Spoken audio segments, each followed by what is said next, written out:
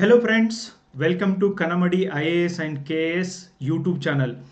Friends ನೋಡಿ, ನನ್ನ ಪ್ರಬಂಧದ ವಿಡಿಯೋಗಳನ್ನು ಬಹಳಷ್ಟು ಜನ ಅಪ್ರಿಷಿಯೇಟ್ ಮಾಡ್ತಿದ್ದಾರೆ.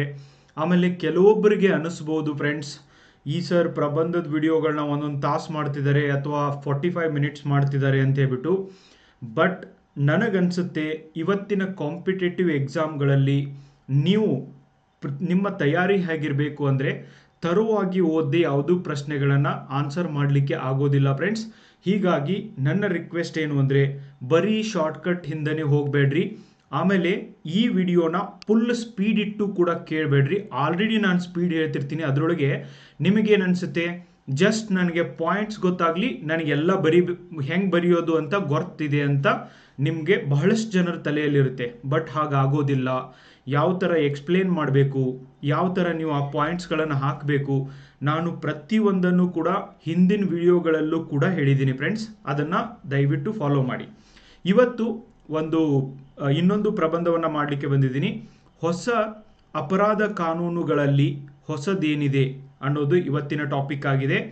ಈ ಅಪರಾಧ ಕಾನೂನುಗಳ ಬಗ್ಗೆ ಆಲ್ರೆಡಿ ಒಂದು ವಿಡಿಯೋನ ಮಾಡಿದ್ದೀನಿ ನಾನು, ಓಕೆ, ಈ ಹಿಂದೆ. ಸೊ ಅದನ್ನು ಭಾಳ ಜನ ನೋಡಿದಿರಿ ಕೂಡ. ಈಗಲೂ ಕೂಡ ಈ ವಿಡಿಯೋನ ಯಾರು ನೋಡೋಕ್ಕೆ ಸ್ಟಾರ್ಟ್ ಮಾಡ್ತಿರೋ, ಈ ವಿಡಿಯೋ ನೋಡೋಕ್ಕಿಂತ ಮುಂಚೆ ಅಪರಾಧ ಕಾನೂನುಗಳ ಬಗ್ಗೆ ಮಾಡಿರುವಂಥದ್ದು ಯಾವಾಗ ಜುಲೈ 1ಗೆ ನಾನು ಮಾಡಿ ಹಾಕಿದ್ದೀನಿ. ಓಕೆ, ಜುಲೈ 1ನೇ ತಾರೀಕು ಈ ಕಾನೂನು ಜಾರಿಗೆ ಬಂದಿದ್ದು. ಅವತ್ತೇನೆ ಜುಲೈ 1 ದಿನನೇ ನಾನು ಒಂದು ವಿಡಿಯೋನ ಮಾಡಿ ಹಾಕಿದ್ದೀನಿ. ಆ ವಿಡಿಯೋನ ದಯವಿಟ್ಟು ನೋಡ್ರಿ. ಅಪರಾಧ ಕಾನೂನುಗಳಂದರೆ ಏನು, ಅಪರಾಧ ಕಾನೂನುಗಳು ನಮಗೆ ಯಾಕೆ ಬೇಕಾಗಿದ್ದಾವೆ, ಯಾಕೆ ಬದಲಾವಣೆ ಮಾಡುವಂಥ ಅವಶ್ಯಕತೆ ಇತ್ತು ಅಂತ ಹೇಳಿಬಿಟ್ಟು ಪೂರ್ತಿ ಡೀಟೇಲ್ ಆಗಿ ಹೇಳಿದ್ದೀನಿ ಫ್ರೆಂಡ್ಸ್. ಓಕೆ, ಸೊ ಹಾಗಾಗಿ ಆ ವಿಡಿಯೋನ ನೋಡಿ ಆಮೇಲೆ ಈ ವಿಡಿಯೋನ ನೋಡಿ. ಓಕೆ, ಅಲ್ಲಿವರೆಗೂ ಈ ವಿಡಿಯೋನ ನೋಡಬೇಡ್ರಿ, ನಿಮ್ಗೆ ಕರೆಕ್ಟಾಗಿ ಅರ್ಥ ಆಗೋದಿಲ್ಲ. ಭಾರತೀಯ ನ್ಯಾಯ ಸಂಹಿತ, ಭಾರತೀಯ ನಾಗರಿಕ ಸುರಕ್ಷಾ ಸಂಹಿತ ಆ್ಯಂಡ್ ಭಾರತೀಯ ಸಾಕ್ಷ್ಯ ಸಂಹಿತ, ಈ 3 ಹೊಸ ಕಾನೂನುಗಳನ್ನು ಅಂದರೆ ಹೆಸರು ಬದಲಾವಣೆ ಮಾಡಲಾಗಿದೆ. ಈ ಕಾನೂನುಗಳಲ್ಲಿ ಅನೇಕ ಬದಲಾವಣೆಗಳನ್ನು ಕೂಡ ತರಲಾಗಿದೆ ಫ್ರೆಂಡ್ಸ್. ಅದು ಆದಮೇಲೆ ಸೆಕೆಂಡ್ ವಿಷಯ ಏನು ಅಂದರೆ ನೋಡಿ, ನಮ್ಮ ಪ್ರಬಂಧ ಪುಸ್ತಕವನ್ನು ಮಾರುಕಟ್ಟೆಗೆ ಬಿಡುಗಡೆ ಮಾಡಲಾಗಿದೆ ಫ್ರೆಂಡ್ಸ್. ಸೊ ಪ್ರಬಂಧ ಪುಸ್ತಕದ ಬಗ್ಗೆ ತುಂಬ ಚೆನ್ನಾಗಿರುವಂಥ ರಿವ್ಯೂನ ಕೊಟ್ಟಿದ್ದೀರಾ. ಆಮೇಲೆ 50 ಪ್ರಬಂಧಗಳ ಪುಸ್ತಕ ಆಗಿದೆ. ಸೊ ಜುಲೈ 1 ಯಾವ್ಯಾವ ವಿಷಯಗಳಿದ್ದು ಅವೆಲ್ಲನೂ ಕೂಡ ಅಪ್ಡೇಟ್ ಮಾಡಿ ಬಿಡಲಾಗಿದೆ ಫ್ರೆಂಡ್ಸ್. ಈವನ್ ಇನ್ಕ್ಲೂಡಿಂಗ್ ಈ ಅಪರಾಧ ಕಾನೂನುಗಳ ವಿಷಯವನ್ನೂ ಕೂಡ ಈ ಪುಸ್ತಕದಲ್ಲಿ ನೀವು ಕಾಣಬಹುದು. ಆಮೇಲೆ ಯಾರ್ಯಾರು ಪುಸ್ತಕವನ್ನು ಓದ್ತಿರೋ ಇಷ್ಟಾದರೂ ಮಾಡ್ಬೋದಲ್ಲ ಫ್ರೆಂಡ್ಸ್. ನಿಮಗೆ ಒಂದು ವಿಡಿಯೋ ಲೈಕ್ ಆಗುತ್ತೆ ಅಂದರೆ ನಿಮ್ಮ ಫ್ರೆಂಡ್ಸ್ ಒಂದಿಗೆ ಶೇರ್ ಮಾಡ್ಬೋದು. ನಿಮಗೆ ಒಂದು ಪುಸ್ತಕ ಚೆನ್ನಾಗಿ ಅನಿಸುತ್ತೆ ಅಂದರೆ ನಿಮ್ಮ ಫ್ರೆಂಡ್ಸ್ಗೆಲ್ಲ ಹೇಳಬೇಕು ತಾನೆ. ಇಷ್ಟು ನಿಮ್ಮ ಕಡೆಯಿಂದ ಡೆಫಿನೆಟ್ಲಿ ನಮಗೆ ಹೆಲ್ಪ್ನ ಅವಶ್ಯಕತೆ ಇದೆ. ಇದನ್ನು ದಯವಿಟ್ಟು ಮಾಡಿ. ಸೊ ಈ ಪುಸ್ತಕನ ಟ್ರಸ್ಟ್ ಮಾಡಿ ಯಾರು ತಗೋತಿರೋ ನೋಡಿ, 50 ಪುಸ್ತಕಗಳಿದ್ದಾವೆ, 50 ಪ್ರಬಂಧಗಳಿದ್ದಾವೆ. ಆಮೇಲೆ ಪ್ರಚಲಿತ ಮತ್ತು ಓಲ್ಡ್ ಎಸ್ಸೆಗಳನ್ನು ಕೂಡ ನಾನು ಇದರೊಳಗೆ ಹಾಕಿದ್ದೀನಿ ಫ್ರೆಂಡ್ಸ್. ಅದ್ರ ಜೊತೆಗೆ ನೋಡಿ, ನೈತಿಕತೆ ಆಧಾರದ ಮೇಲೆ ಪ್ರಬಂಧಗಳನ್ನು ರಚನೆ ಮಾಡಿರುವಂಥ ಮೊದಲ ಪುಸ್ತಕ ಕೂಡ ಇದು ಆಗಿದೆ ಫ್ರೆಂಡ್ಸ್. ನೈತಿಕತೆ ಆಧಾರದ ಮೇಲೆ ನಿಮಗೆ ಪ್ರಬಂಧನೇ ಸಿಗ್ತಿರ್ಲಿಲ್ಲ ಎಲ್ಲೂ. For example, happiness is state of mind, it won't come from outside.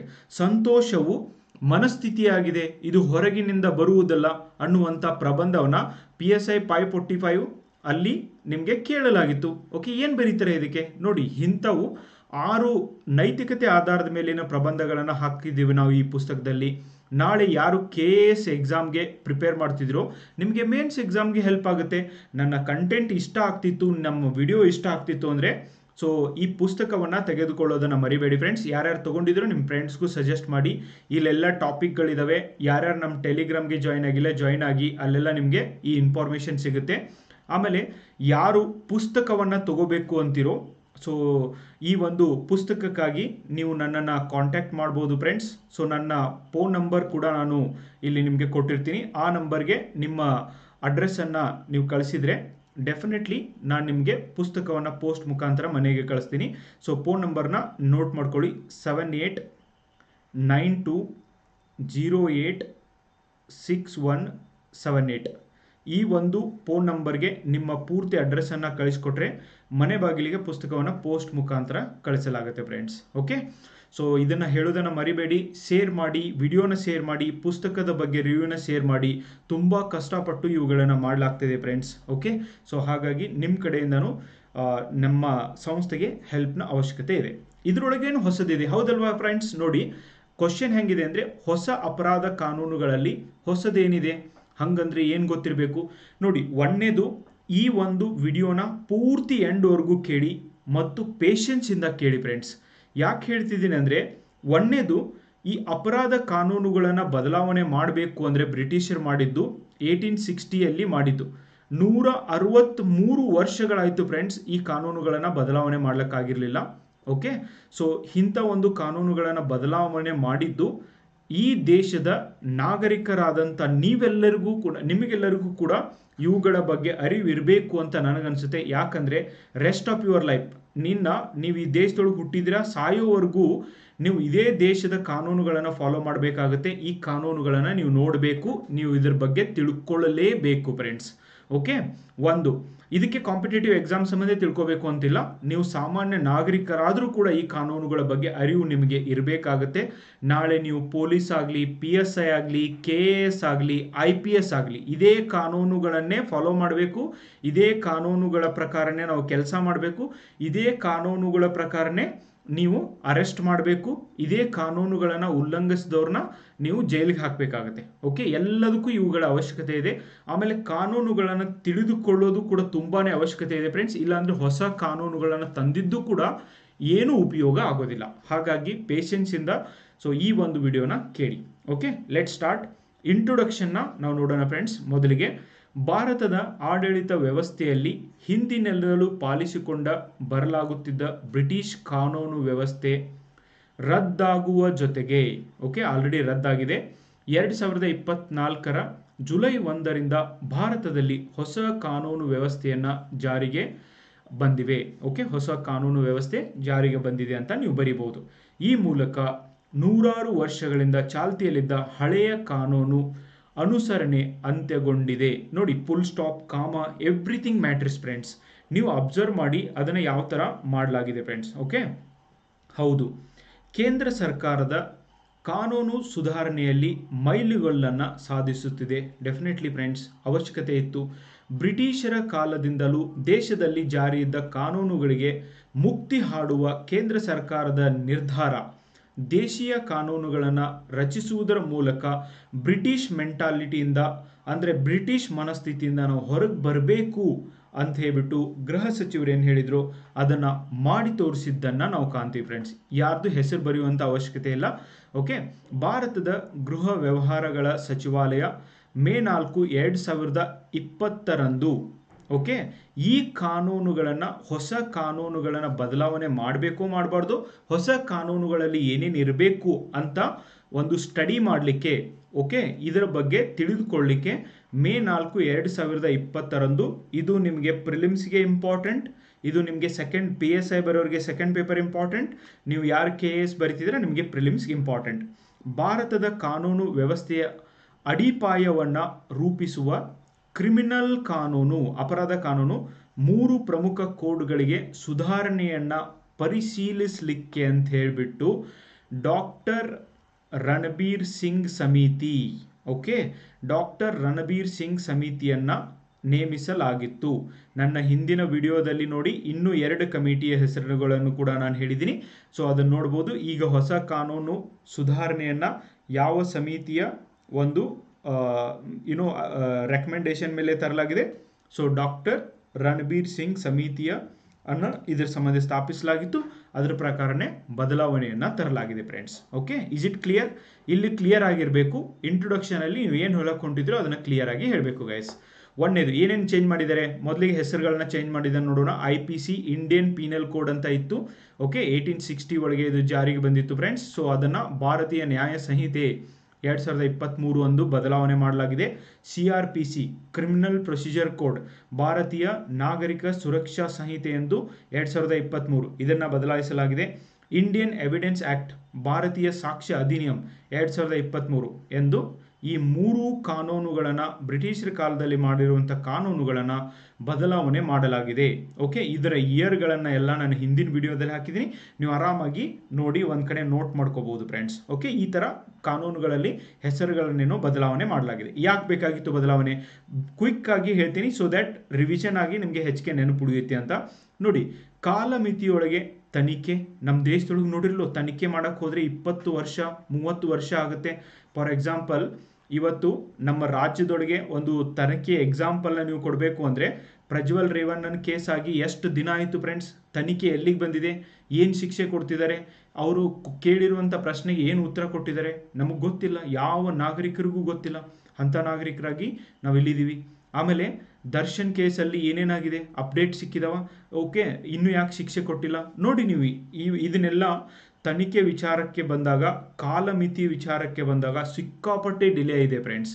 ತ್ವರಿತ ನ್ಯಾಯ ಖಾತ್ರಿಪಡಿಸುವ ನಿಟ್ಟಿನಲ್ಲಿ ತ್ವರಿತ ನ್ಯಾಯ 20 ವರ್ಷಗಳವರೆಗೆ ಜೈಲೊಳಗಿದ್ದಾರೆ. 20 ವರ್ಷ ಆದಮೇಲೆ ಕೋರ್ಟ್ ಡಿಕ್ಲೇರ್ ಮಾಡುತ್ತೆ ಇವರು ಆ ಕೊಲೆನ ಮಾಡಿಲ್ಲ ಅಥವಾ ಇವರು ಏನೂ ತಪ್ಪು ಮಾಡಿಲ್ಲ ಎಂದು. ಇಂಥ ಪ್ರಕರಣಗಳು ದೇಶಾದ್ಯಂತ ಸಿಕ್ಕಾಪಟ್ಟೆ ಇದಾವೆ ಫ್ರೆಂಡ್ಸ್. ಓಕೆ, ಬದಲಾವಣೆ ಅದರ ಸಂಬಂಧ ಮಾಡಲಾಗಿದೆ ಅಂತ ಹೇಳ್ತಾರೆ. ಶಾಸನಗಳ ಮೂಲಕ ಡಿಜಿಟಲ್ ದಾಖಲೆಗಳನ್ನು ಪ್ರಾಥಮಿಕ ಪುರಾವೆಗಳ ಆಗಿಸುವಲ್ಲಿ ಪ್ರಮುಖ ಬದಲಾವಣೆ ಮಾಡಲಾಗಿದೆ. ನೋಡಿ, ಹಿಂದಿನ ಕಾನೂನುಗಳನ್ನು ಮಾಡಿದ್ದು 1860s ಓಕೆ, 19ನೇ ಶತಮಾನದಲ್ಲಿ ಮಾಡಿರುವಂಥ ಒಂದು ಕಾನೂನುಗಳು.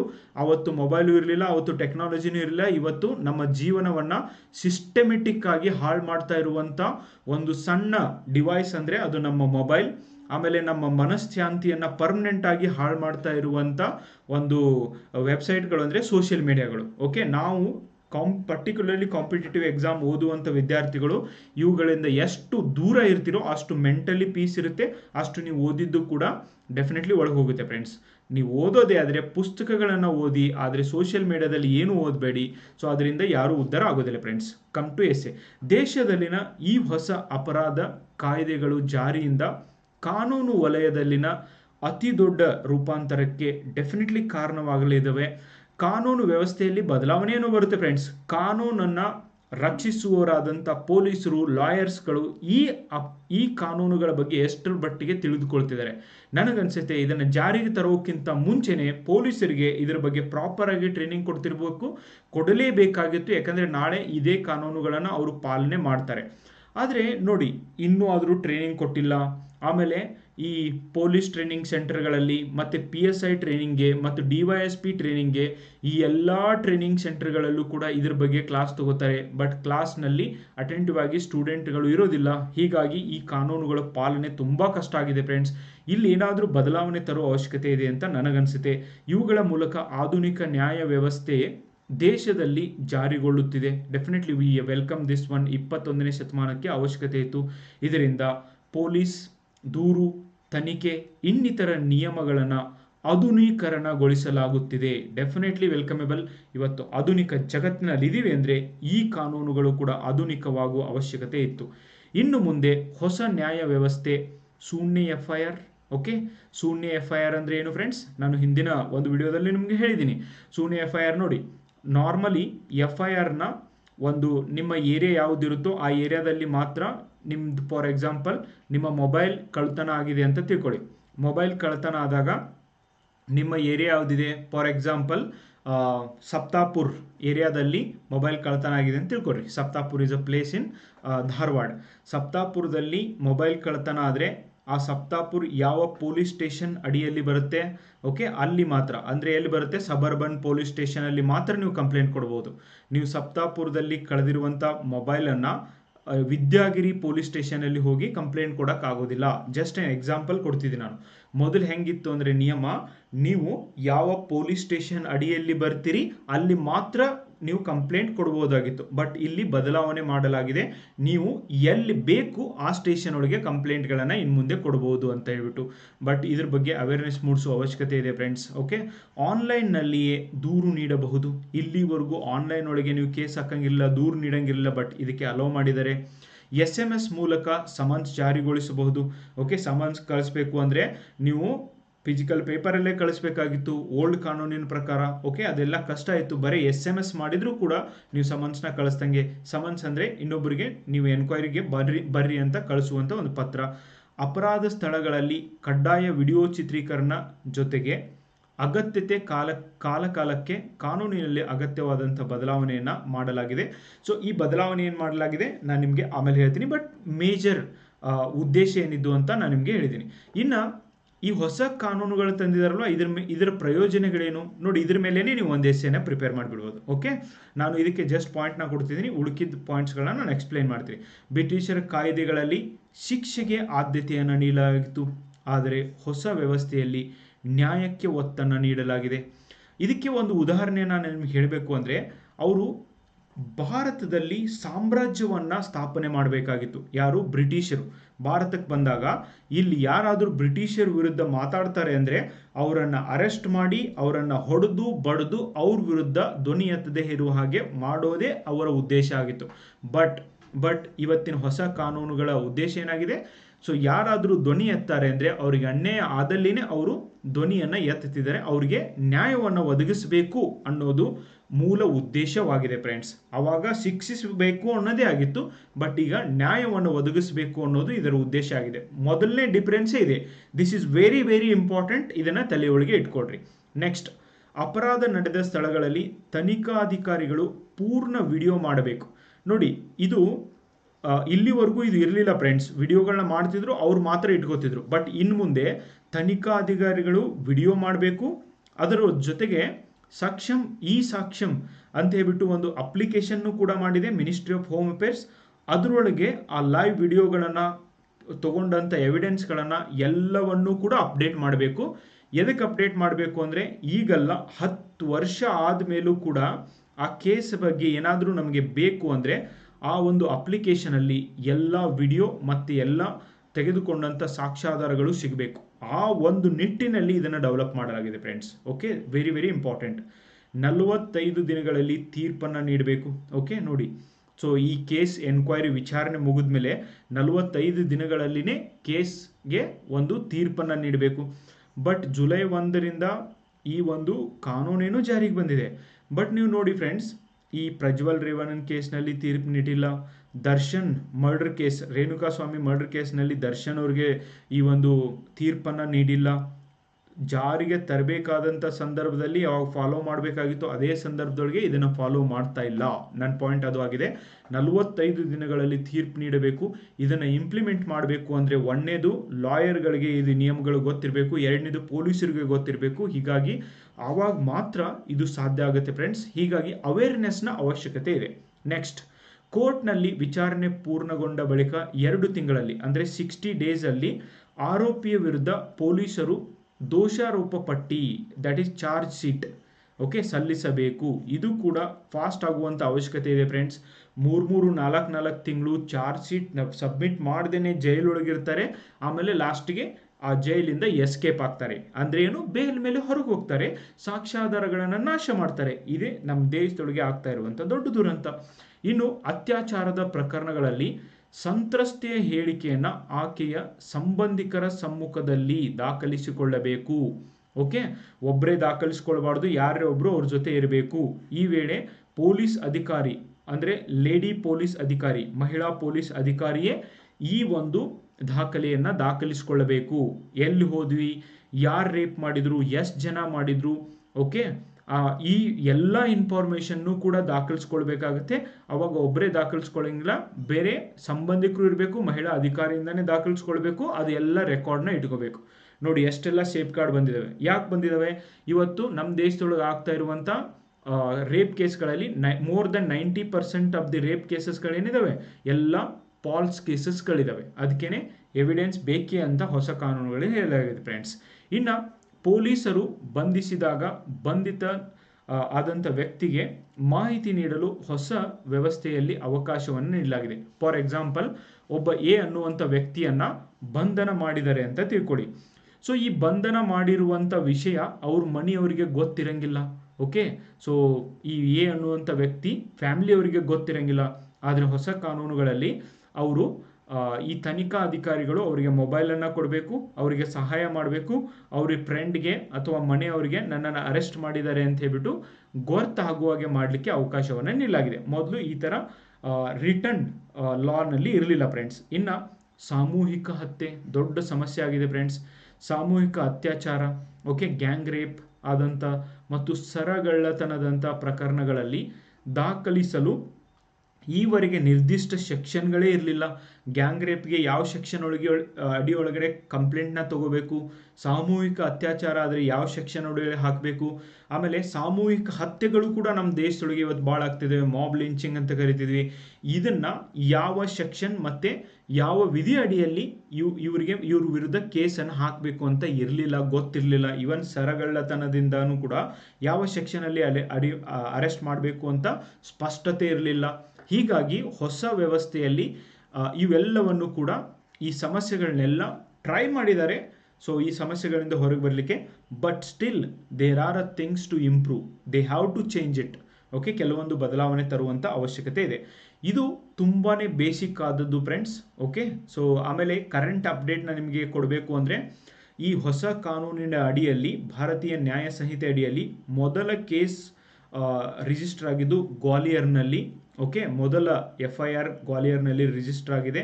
ಸೊ ಅವತ್ತೇ ರಾತ್ರಿ 1 ಗಂಟೆಗೆ ರಿಜಿಸ್ಟರ್ ಆಗಿದ್ದು ವಾಹನ ಕಳ್ಳತನದ ಕುರಿತಂಥದ್ದು ಅಂತ ಹೇಳ್ಬಿಟ್ಟು ಇದೆ. ಇದು ನಿಮಗೆ ಇನ್ಫಾರ್ಮೇಶನ್ ನಿಮಗೆ ಕೇಳ್ಬೋದು, ಗೊತ್ತಿಲ್ಲ ಫ್ರೆಂಡ್ಸ್, ಬಟ್ ನೆನಪಿಟ್ಕೊಳ್ಳಿ.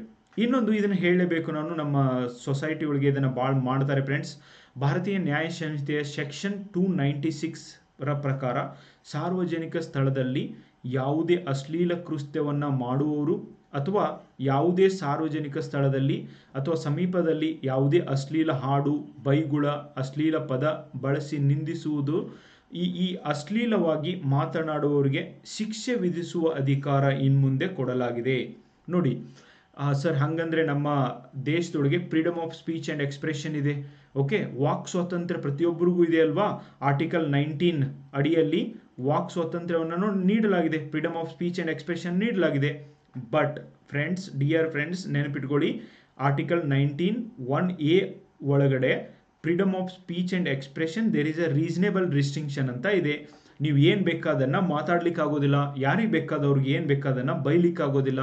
ಓಕೆ, ಸೊ ಒಂದು ಇದರಲ್ಲಿ ಬದಲಾವಣೆಯನ್ನು ತರಬೇಕು, ಇಲ್ಲಾಂದರೆ ಇವರಿಗೆ ಜೈಲು ಹಾಕಬೇಕು. ಸೊ ಈಗ ಆ ಥರ ಯಾರಾದರೂ ಮಾಡಿದರೆ ಅವರಿಗೆ ಜೈಲಿಗೆ ಹಾಕುವಂಥ ವ್ಯವಸ್ಥೆಯನ್ನು ಜಾರಿಗೆ ತರಬೇಕು ಅಂತ ಈ ಕಾನೂನಿನಲ್ಲಿ ಬದಲಾವಣೆಯನ್ನು ತರಲಾಗಿದೆ friends. Is it clear? Okay, ನೋಡಿ, ನೋ ಡೌಟ್ ಒಂದು ಕಡೆಯಿಂದ ನಾವು ಎಲ್ಲವನ್ನೂ ಕೂಡ ವೆಸ್ಟರ್ನ್ ಸೊಸೈಟಿಯನ್ನು ಫಾಲೋ ಮಾಡ್ತಿದ್ದೀವಿ, ಬಟ್ ನಮ್ಮ ಒಂದು ಮನಸ್ಥಿತಿಯಲ್ಲಿ ಬದಲಾವಣೆ ಬರ್ತಾ ಇಲ್ಲ. ಕಾನೂನುಗಳಲ್ಲಿ ಬದಲಾವಣೆ ತಂದರೆ ಮಾತ್ರ ಸಾಕಾಗುವುದಿಲ್ಲ, ಈ ಕಾನೂನುಗಳ ಬಗ್ಗೆ ಅವೇರ್ನೆಸ್ ಮೂಡಿಸುವಂಥ ಅವಶ್ಯಕತೆ ಇದೆ friends. I think CRPC, IPC and Indian evidence act ಬಗ್ಗೆ ಈವನ್ 1% ಜನರಿಗೂ ಕೂಡ ಭಾರತದೊಳಗೆ ಗೊತ್ತಿಲ್ಲ ಫ್ರೆಂಡ್ಸ್. ಇಷ್ಟೊಂದು ಕಡಿಮೆ ಅವೇರ್ನೆಸ್ ಇದೆ. ಸೊ ಆ ಜಾಬ್ ಮಾಡ್ತಾ ಇರೋರಿಗೆ ಭಾಳ ಸರ್ತಿ ಅದ್ರ ಬಗ್ಗೆ ಗೊತ್ತಿರೋದಿಲ್ಲ, ಅದನ್ನೇ ಅವರು ಅಪ್ಲೈ ಮಾಡಬೇಕು. ಬಟ್ ಇದನ್ನು ಓದುವಂಥ ಅವಶ್ಯಕತೆ ಇದೆ ಫ್ರೆಂಡ್ಸ್, ಯಾಕಂದರೆ ನಮ್ಮ ಜಾಬ್ಗೆ ನಾವು ನ್ಯಾಯವನ್ನು ಕೊಡುವಂಥ ಅವಶ್ಯಕತೆ ಇದೆ. ಅಂಥ ಒಂದು ಹುದ್ದೆಯಲ್ಲಿ ನೀವು ಕೂಡ ಜಾಯಿನ್ ಆಗಬೇಕು, ಅಂಥ ಒಬ್ಬ ವಿದ್ಯಾರ್ಥಿ ನೀವು ಆಗಬೇಕು ಅಂತ ನನ್ನ ಒಂದು ಇಚ್ಛೆ. ಅಂಥ ಒಬ್ಬ ಪೊಲೀಸ್ ಆಫೀಸರ್, ಅಂಥ ಒಬ್ಬ ಆಫೀಸರ್ ನೀವು ಆಗಬೇಕು. ಅಂದಾಗ ಯಾವ ಆಫೀಸರ್ ಸರಿಯಾಗಿ ಕೆಲಸ ಮಾಡ್ತಾನೋ ಆ ಒಂದು ಪ್ರದೇಶಗಳಲ್ಲಿ ಅಥವಾ ರಾಜ್ಯಗಳಲ್ಲಿ, ದೇಶಗಳಲ್ಲಿ ಕ್ರೈಮ್ಗಳು ಕಡಿಮೆ ಆಗ್ತವೆ, ಜನರಿಗೆ ಈ ಒಂದು ಆರಾಮಾದಂಥ ಆಡಳಿತ ಕೊಡಲಿಕ್ಕೆ ಸಾಧ್ಯ ಇದೆ. ಈ ಕಾನೂನುಗಳು ವಸಾಹತುಶಾಹಿ ಯುಗದ ಕಾನೂನುಗಳ ಅಂತ್ಯವನ್ನು ಡೆಫಿನೆಟ್ಲಿ ಸೂಚಿಸ್ತವೆ. ಸಾರ್ವಜನಿಕ ಸೇವೆ ಮತ್ತು ಕಲ್ಯಾಣ ಕೇಂದ್ರಿತ ಕಾನೂನುಗಳೊಂದಿಗೆ ಹೊಸ ಯುಗ ಪ್ರಾರಂಭವಾಗ್ತಾ ಇದೆ. ಕಲ್ಯಾಣ ಕೇಂದ್ರಿತ ಕಾನೂನುಗಳು ಅಂದರೆ ಏನು ಅಂತ ಡೆಫಿನೆಟ್ಲಿ ನಾನು ನಿಮಗೆ ಹೇಳ್ತೀನಿ ಫ್ರೆಂಡ್ಸ್. ತಂತ್ರಜ್ಞಾನ ಮತ್ತು ನ್ಯಾಯ ವಿಜ್ಞಾನದ ಮೇಲೆ ಕೇಂದ್ರೀಕೃತವಾಗುವ ಮೂಲಕ ನಮ್ಮ ಕಾನೂನು ಪೊಲೀಸಿಂಗ್ ಮತ್ತು ತನಿಖಾ ವ್ಯವಸ್ಥೆಯಲ್ಲಿ ಆಧುನಿಕ ಯುಗಕ್ಕೆ ಬರ್ತಾ ಇರೋದನ್ನು ನಾವು ಕಾಣ್ತೀವಿ. ಸೊ ಈವನ್ ಆಧುನಿಕ ಯುಗಕ್ಕೆ ನಾವು ನಿಮಗೆ ಹೇಳ್ತಾ ಇದ್ದೀವಿ, welcome to modern world guys. Okay, next, those who are studying in English ಮೀಡಿಯಮ್ನಲ್ಲಿ ಯಾರು ಬರೀತಿದ್ರು, definitely guys, I am trying my best, but I am not finding time to write book in English medium. But ನಾನು ಅದರೊಳಗೂ ಮಾಡಲಿಕ್ಕೆ ಪ್ರಯತ್ನ ಮಾಡ್ತಿದ್ದೀನಿ, but let see how much time it will take. So ಅವರಿಗೆ just ಒಂದೇ ಒಂದು clip ಒಳಗೆ ನಿಮಗೆ ಪೂರ್ತಿ ಇನ್ಫಾರ್ಮೇಷನ್ನ ಕೊಟ್ಟಿದ್ದೀನಿ. ಈವನ್ ಈ ಒಂದು ಫೋಟೋನ ನಾನು ಗ್ರೂಪ್ ಒಳಗೂ ಕೂಡ ಹಾಕಿರ್ತೀನಿ, Telegram group, ಕನ್ನಮಡಿ IAS and KS ಅಂತ ಟೆಲಿಗ್ರಾಮ್ ಗ್ರೂಪ್ ಏನಿದೆಯೋ, ಈ ವಿಡಿಯೋ ಕೆಳಗಡೆ ಈವನ್ ಲಿಂಕ್ನು ಕೂಡ ಹಾಕಿರ್ತೀನಿ ಟೆಲಿಗ್ರಾಮ್ದು, ಜಾಯಿನ್ ಆಗ್ರಿ, ಅಲ್ಲಿ ಇವೆಲ್ಲವನ್ನು ನಿಮಗೆ ಕ್ಲಿಪ್ನ ಹಾಕಿರ್ತೀನಿ. ಓಕೆ, ನೋಡಿ, ಈ ಒಂದು ಚಾರ್ಟನ್ನು ನೀವು ನೋಡಿಬಿಟ್ರೆ ನೀವು ಪ್ರಬಂಧ ಬರೀಲಿಕ್ಕೆ ಬೇಕಾದಂಥ ಎಲ್ಲ ಪಾಯಿಂಟ್ಸು ಸಿಕ್ಬಿಡ್ತವೆ ಫ್ರೆಂಡ್ಸ್. ಓಕೆ, ಈ ಚಾರ್ಟನ್ನು ನಾನು ತುಂಬ ಕಷ್ಟಪಟ್ಟು ರೆಡಿ ಮಾಡಿದ್ದಿದೆ, ನಿಮ್ಮ ಜೊತೆಗೆ ಶೇರ್ ಮಾಡ್ತಾ ಇದ್ದೀನಿ. ಇದನ್ನು ಒಂದು ನೀವು ಕರೆಕ್ಟಾಗಿ ನೋಡ್ಕೊಂಡ್ಬಿಟ್ರೆ ಸಾಕು. ಇಂಥವದೆಷ್ಟೋ ಚಾರ್ಟು, ಇಂಥವದೆಷ್ಟೋ ಡೈಗ್ರಾಮ್ಸು, ಇಂಥವದೆಷ್ಟೋ ಏನೋ ಬಾರ್ ಗ್ರಾಫು ಇವೆಲ್ಲವೂ ಕೂಡ ನಮ್ಮ ಪ್ರಬಂಧ ಪುಸ್ತಕದಲ್ಲಿ ಇದ್ದಾವೆ ಫ್ರೆಂಡ್ಸ್. ಹೊಸ ರೀತಿಯಲ್ಲಿ ಡೇಟಾ ಕೊಟ್ಟಿದ್ದು, ಪ್ರಬಂಧಗಳನ್ನು ಹೆಂಗೆ ರಚನೆ ಮಾಡಬೇಕು ಅಂತ ಹೇಳಿದ್ದು, ಸುಮ್ಮನೆ ಯಾವ್ಯಾವುದೋ ಇನ್ಫಾರ್ಮೇಷನ್ ಹಾಕಿದ್ದಲ್ಲ ಗೈಸ್. ನೀವು ಒಂದು ಸರ್ತಿ ಆ ಪುಸ್ತಕದ ಕ್ವಾಲಿಟಿನ ನೋಡಿ. ಆಮೇಲೆ ನೋಡಿ, 412 ಪೇಜ್ನ ಪುಸ್ತಕ ಇದೆ, ಬಟ್ ಅದರ ಪ್ರೈಸ್ ಬಂದ್ಬಿಟ್ಟು $299 ಮಾತ್ರ ಇಟ್ಟಿದ್ದು. ಯಾಕಂದರೆ ಇದು ವಿದ್ಯಾರ್ಥಿಗಳಿಗೆ ಸಹಾಯ ಆಗಲಿ ಅಂತ ಹೊರತು ಮತ್ತು ಯಾವುದೇ ಉದ್ದೇಶದಿಂದ ಅಲ್ಲ ಫ್ರೆಂಡ್ಸ್. ಇವತ್ತು 100 ಪೇಜಿನ ಪುಸ್ತಕಕ್ಕೆ 200-300 ರೂಪಾಯಿ ದುಡ್ಡನ್ನು ಇಡ್ತಿದ್ದಾರೆ. ಬಟ್ ಒಳಗಡೆ ಇನ್ಫಾರ್ಮೇಷನ್ ಏನಿರುತ್ತೆ, ನೀವೇ ಒಂದು ಸರ್ತಿ ಇನ್ಫಾರ್ಮೇಷನ್ನ ನೋಡಿ. ನಿಮಗೆ ಪುಸ್ತಕ ಇಷ್ಟ ಆದಲ್ಲಿ ನಿಮ್ಮ ಎಲ್ಲ ಫ್ರೆಂಡ್ಸ್ಗೂ ಕೂಡ ಅದರ ಬಗ್ಗೆ ಹೇಳಿ ಫ್ರೆಂಡ್ಸ್. ಈ ಥರನೇ ನಾನು ನಿಮ್ಗೆ ಏನು ಎಸ್ಸೆ ಹೇಳ್ತಿದ್ದೀನಿ, ಹೀಗೆ ಡೀಟೇಲ್ಡ್ ಆಗಿರುವಂಥ ಯಾವುದೇ ಪಾಯಿಂಟ್ ಮಿಸ್ ಮಾಡದೆ ಮತ್ತು ಅನಾಲಿಟಿಕ್ ಆಗಿ ಎಸ್ಸೆಗಳು ನಿಮಗೆ ಸಿಗ್ತವೆ. ಓಕೆ, ಹಳೆಯ ಮತ್ತು ಹೊಸ ಕ್ರಿಮಿನಲ್ ಕಾನೂನುಗಳ ಹೋಲಿಕೆಯನ್ನು ಮಾಡೋಣ. ಇದೇ ಹೋಲಿಕೆ ಮೇಲೆ ನಿಮಗೆ ಗೊತ್ತಾಗುತ್ತೆ ಹೊಸ ಅಪರಾಧ ಕಾನೂನುಗಳಲ್ಲಿ ಹೊಸದೇನಿದೆ ಅಂತ ಹೇಳ್ಬಿಟ್ಟು. ಓಕೆ, ಫಸ್ಟ್ ಆಧಾರಗಳೇನಿದ್ದು ಹೊಸ ಕಾನೂನಕ್ಕೆ ಮತ್ತು ಹಳೆಯ ಕಾನೂನಿಗೆ ಅಂತ ನೋಡೋಣ. ಹಳೆಯ ಕ್ರಿಮಿನಲ್ ಕಾನೂನುಗಳಲ್ಲಿ ಏನಿತ್ತು ಮತ್ತು ಹೊಸ ಕ್ರಿಮಿನಲ್ ಕಾನೂನುಗಳಲ್ಲಿ ಏನಿತ್ತು ಅಂತ. ಸೊ ನಾನು ನಿಮಗೆ ಒಂದೊಂದಾಗಿ ಹೇಳ್ತೀನಿ, ಎಲ್ಲದಕ್ಕೂ ಎಕ್ಸಾಂಪಲ್ ಕೊಟ್ಟು ಹೇಳ್ತೀನಿ. ಸ್ವಲ್ಪ ಟೈಮ್ ಹಿಡಿಬೋದು, ಬಟ್ ನಿಮಗೆ ಕ್ಲಾರಿಟಿ ಸಿಗುತ್ತೆ. ಮುಂದೆ ಬರುವಂಥ ದಿನಗಳಲ್ಲಿ ನೀವು ಯಾವುದೇ ಕ್ವಶನ್ ಕೇಳಿದ್ರು ಬರೆಯುವವರಾಗ್ತೀರಾ ಫ್ರೆಂಡ್ಸ್. ಓಕೆ, ಒಂದೇದು ನೋಡಿ, ಹಿಂದಿನ ಕಾನೂನುಗಳು ಮತ್ತು ತತ್ವಶಾಸ್ತ್ರದ ಆಧಾರದ ಮೇಲೆ ಕಾನೂನುಗಳನ್ನು ರಚನೆ ಮಾಡಲಾಗುತ್ತೆ. ಅವತ್ತು ಕಾನೂನುಗಳ ರಚನೆನ ಇದೇ ಆಧಾರದ ಮೇಲೆ ಮಾಡಲಾಗಿತ್ತು, ಇವತ್ತು ಕೂಡ ಕಾನೂನುಗಳನ್ನ ಇದೇ ಆಧಾರದ ಮೇಲೆ ಮಾಡಲಾಗುತ್ತೆ ಫ್ರೆಂಡ್ಸ್. ಓಕೆ, ಕಾನೂನುಗಳು ಭಾರತೀಯ ದಂಡ ಸಂಹಿತೆ, ಅಪರಾಧ ಪ್ರಕ್ರಿಯೆ ಸಂಹಿತೆ ಮತ್ತು ಭಾರತೀಯ ಸಾಕ್ಷ್ಯ ಸಂಹಿತೆ ಎಂದು ಹಳೆಯ ಕಾನೂನುಗಳ ಹೆಸರಿತ್ತು. ಓಕೆ, ಮತ್ತೆ ಮೋಸ್ಟ್ ಇಂಪಾರ್ಟೆಂಟ್ ಫ್ರೆಂಡ್ಸ್, ದಂಡನಾತ್ಮಕ ಮತ್ತು ಪ್ರತೀಕಾರದ ನ್ಯಾಯವನ್ನು ಒದಗಿಸುವ ಉದ್ದೇಶ ಈ ಕಾನೂನುಗಳದ್ದಾಗಿತ್ತು. ದಂಡನಾತ್ಮಕ ಮತ್ತು ಪ್ರತೀಕಾರದ ನ್ಯಾಯವನ್ನು ಒದಗಿಸೋದು. ಬ್ರಿಟಿಷರು ಭಾರತಕ್ಕೆ ಬಂದಿದ್ದು ನಮ್ಮನ್ನು ಆಳಬೇಕು ಅಂತ, ಬಟ್ ಇಲ್ಲಿನ ಸಿಚುವೇಶನ್ ಸಂದರ್ಭವನ್ನು ನೋಡಿಕೊಂಡು ನಮ್ಮನ್ನು 150 ವರ್ಷ ಆಳಿದ್ದನ್ನು ಕೂಡ ಕಾಣ್ತೀವಿ. ನಮ್ಮನ್ನು ದಂಡಿಸಬೇಕು ಅಂತ, ನಮ್ಮ ವಿರುದ್ಧ ಪ್ರತೀಕಾರವನ್ನು ತೀರಿಸ್ಕೋಬೇಕು ಅಂತಲೇ ಈ ಅಪರಾಧ ಕಾನೂನುಗಳನ್ನು ಬ್ರಿಟಿಷರು ಮಾಡಿದ್ರು. ಫಸ್ಟ್ ಡಿಫರೆನ್ಸ್ ಸರಿಯಾಗಿ ಕೇಳಿಸ್ಕೊಳ್ರಿ. That's more than enough guys. Okay, ಆರಾಮಾಗಿ ನೀವು ಬರೀಬೋದು. ಈಗ ಹೊಸ ಕ್ರಿಮಿನಲ್ ಕಾನೂನುಗಳ ಮಾಡುವ ಉದ್ದೇಶ ಏನಾಗಿತ್ತು? Very important. ಕಾನೂನುಗಳು ಭಾರತೀಯ ನ್ಯಾಯ ಸಂಹಿತ, ಭಾರತೀಯ ನಾಗರಿಕ ಸುರಕ್ಷಾ ಸಂಹಿತ ಮತ್ತು ಭಾರತೀಯ ಸಾಕ್ಷ್ಯ ಅಧಿನಿಯಂ ಅಂತ ಹೆಸರುಗಳನ್ನ ಚೇಂಜ್ ಮಾಡಲಾಗಿದೆ. ಇದು ಒಂದೇ ಡಿಫ್ರೆನ್ಸಾ? ಅದು ಆದಮೇಲೆ ಪ್ರತಿಯೊಬ್ಬರಿಗೂ ನ್ಯಾಯ ಒದಗಿಸುವ ಉದ್ದೇಶವನ್ನು ಈ ಕಾನೂನುಗಳು ಹೊಂದಿದವೆ. ಇವತ್ತು ನಮ್ಮ ರಾಷ್ಟ್ರ, ನಮ್ಮ ದೇಶ ಡೆಫಿನೆಟ್ಲಿ ಒಂದು ಪ್ರಜಾಪ್ರಭುತ್ವ ದೇಶವಾಗಿದೆ. ಓಕೆ, ಇವತ್ತು ಯಾರೂ ಕೂಡ ಡಿಕ್ಟೇಟರ್ ಇಲ್ಲ, ನಮ್ಮ ದೇಶದೊಳಗೆ ನಿರಂಕುಶವಾದಿ ಯಾರೂ ಇಲ್ಲ. ಹೀಗಾಗಿ ಪ್ರತಿಯೊಬ್ಬರಿಗೂ ನ್ಯಾಯ ಒದಗಿಸಬೇಕು ಅಂತ ಬ್ರಿಟಿಷರು ತಂದಿರೋ ಕಾನೂನುಗಳಲ್ಲಿ ಬದಲಾವಣೆ ತರಲಾಗಿದೆ. ಐ ಹೋಪ್ ಫಸ್ಟ್ ಪಾಯಿಂಟ್ ನಿಮಗೆ ಕ್ಲಿಯರ್ ಆಯಿತು ಅಂತ ಅಂದ್ಕೊಂಡಿದ್ದೀನಿ ಫ್ರೆಂಡ್ಸ್. ನೆಕ್ಸ್ಟ್, ಸಿದ್ಧಾಂತ. ಅವತ್ತು ಕಾನೂನು ತರುವ ಸಿದ್ಧಾಂತ ಏನಾಗಿತ್ತು, ಇವತ್ತು ಕಾನೂನು ತಂದಿರುವಂಥ ಸಿದ್ಧಾಂತ ಏನಾಗಿದೆ? ಸರಿಯಾಗಿ ಕೇಳಿಸ್ಕೊಳ್ಳಿ. ಬ್ರಿಟಿಷ್ ಮೇಲ್ವಿಚಾರಣೆ ಮತ್ತು ಸಿದ್ಧಾಂತದ ಅಡಿಯಲ್ಲಿ ಬ್ರಿಟಿಷರೇ ಅಭಿವೃದ್ಧಿಪಡಿಸಿರುವಂಥ ಕಾನೂನು ಹಳೆಯ ಕಾನೂನುಗಳಾಗಿದ್ದು, ಅವ್ರಿಗೆ ಏನು ಅನಿಸುತ್ತೋ, ಅವ್ರಿಗೆ ಯಾರಿಗೆ ಶಿಕ್ಷೆ ಕೊಡಬೇಕನ್ನಿಸುತ್ತೋ, ಅವರಿಗೆ ಯಾವ ಹಕ್ಕುಗಳನ್ನು ಭಾರತೀಯರಿಗೆ ನೀಡಬೇಕನ್ನಿಸುತ್ತೋ ಅವರಿಗೆ, ಸೊ ಯಾವ ಸಂದರ್ಭದಲ್ಲಿ ಈ ಹಕ್ಕುಗಳನ್ನ ಚೇಂಜ್ ಮಾಡಬೇಕನ್ನಿಸುತ್ತೋ, ಈ ಎಲ್ಲ ಕಾರಣಗಳನ್ನು ಇಟ್ಕೊಂಡು ಕಾನೂನುಗಳನ್ನ ಮಾಡಿದರು. ಬಟ್ ಭಾರತೀಯರು ಇವತ್ತು ಆಧುನಿಕ ಭಾರತ ನಿರ್ಮಾಣಕ್ಕಾಗಿ ನಮಗೆ ಇಂಥ ಒಂದು ದೇಶವನ್ನು ನಿರ್ಮಿಸಲಿಕ್ಕೆ ಕ್ರಿಯಾತ್ಮಕ ಕಾನೂನು ಮತ್ತು ಭೂದೃಶ್ಯದ ಮೇಲೆ ಕೇಂದ್ರಿತವಾಗಿದ್ದಾವೆ. ಭೂದೃಶ್ಯದ ಮೇಲೆ ಕೇಂದ್ರಿತವಾಗಿದ್ದಾವೆ ಅಂದರೆ ಏನು? ಫಾರ್ ಎಕ್ಸಾಂಪಲ್, ಇವತ್ತಿನವರೆಗೂ ಕೂಡ ಈಶಾನ್ಯ ರಾಜ್ಯಗಳಲ್ಲಿ ನಮ್ಮ ದೇಶದ ಎಲ್ಲ ಕಾನೂನುಗಳು ಅಲ್ಲಿ ಅಪ್ಲಿಕೇಬಲ್ ಆಗೋದಿಲ್ಲ. ಓಕೆ, ಬಟ್ ಬ್ರಿಟಿಷರ ಸಮಯದೊಳಗೆ ಏನು ಕಾನೂನುಗಳಾಗಿದ್ದಾವೆ ಅವೆಲ್ಲ ಕಡೆ ಅಪ್ಲಿಕೇಬಲ್ ಆಗ್ತಿದ್ದು ಫ್ರೆಂಡ್ಸ್. ಬಟ್ ಕೆಲವೊಂದು ಪ್ರದೇಶಗಳನ್ನು ಹಿತದೃಷ್ಟಿಯಲ್ಲಿಟ್ಕೊಂಡು ಕೆಲವೊಂದು ಪ್ರದೇಶಗಳನ್ನ, ಜಮ್ಮು ಮತ್ತು ಕಾಶ್ಮೀರ ಆಗಿರ್ಬೋದು, ನಾರ್ತ್ ಈಸ್ಟರ್ನ್ ಸ್ಟೇಟ್ ಆಗಿರ್ಬೋದು, ಇವುಗಳನ್ನು ಅಂದರೆ ಭೂಪ್ರದೇಶ ಮತ್ತು ಅಲ್ಲಿರುವಂಥ ವೈವಿಧ್ಯತೆಯನ್ನು ದೃಷ್ಟಿಕೋನದಲ್ಲಿಟ್ಕೊಂಡು ಕಾನೂನುಗಳನ್ನು ರಚನೆ ಮಾಡಲಾಗಿದೆ. That's it. ನೆಕ್ಸ್ಟ್, ಶಿಕ್ಷಿಸುವ ವಿಧಾನ. ಬ್ರಿಟಿಷರು ಯಾವ ಥರ ಶಿಕ್ಷಿಸುವ ವಿಧಾನವನ್ನು ಮಾಡಿದ್ರು, ಭಾರತೀಯರು ಹೇಗೆ ಮಾಡ್ತಿದ್ದಾರೆ ವಿವಿಧ ರೀತಿಯ ಅಪರಾಧಗಳಿಗೆ ನಿರ್ದಿಷ್ಟವಾದ ಶಿಕ್ಷೆಗಳು ಮತ್ತು ದಂಡಗಳು ಕೂಡ ಬ್ರಿಟಿಷರ ಕಾಲದಲ್ಲಿ ಇದ್ದವು.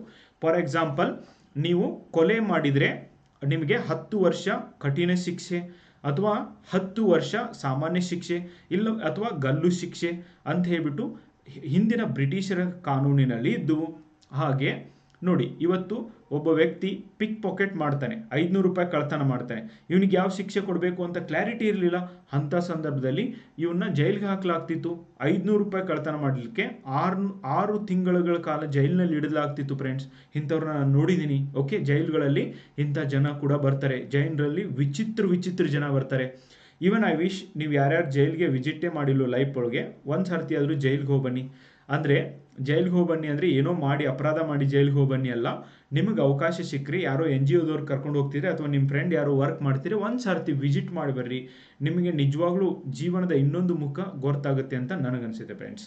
ನೆಕ್ಸ್ಟ್, ಹೊಸ ಕಾನೂನುಗಳಲ್ಲಿ ಸ್ಥಿರ ಶಿಕ್ಷೆಗಳಿಗೆ ನಿಬಂಧನೆಗಳು. ನೋಡಿ, ಇವತ್ತು ಹೊಸ ಕಾನೂನುಗಳಲ್ಲಿ ಏನು ಮಾಡಿದರೆ, ನಿರ್ದಿಷ್ಟವಾಗಿ ಡಿಕ್ಲೇರ್ ಮಾಡಿದರೆ ಈ ಒಂದು ಪ್ರಕರಣಕ್ಕೆ ಇದೇ ಶಿಕ್ಷೆ ಎಂದು.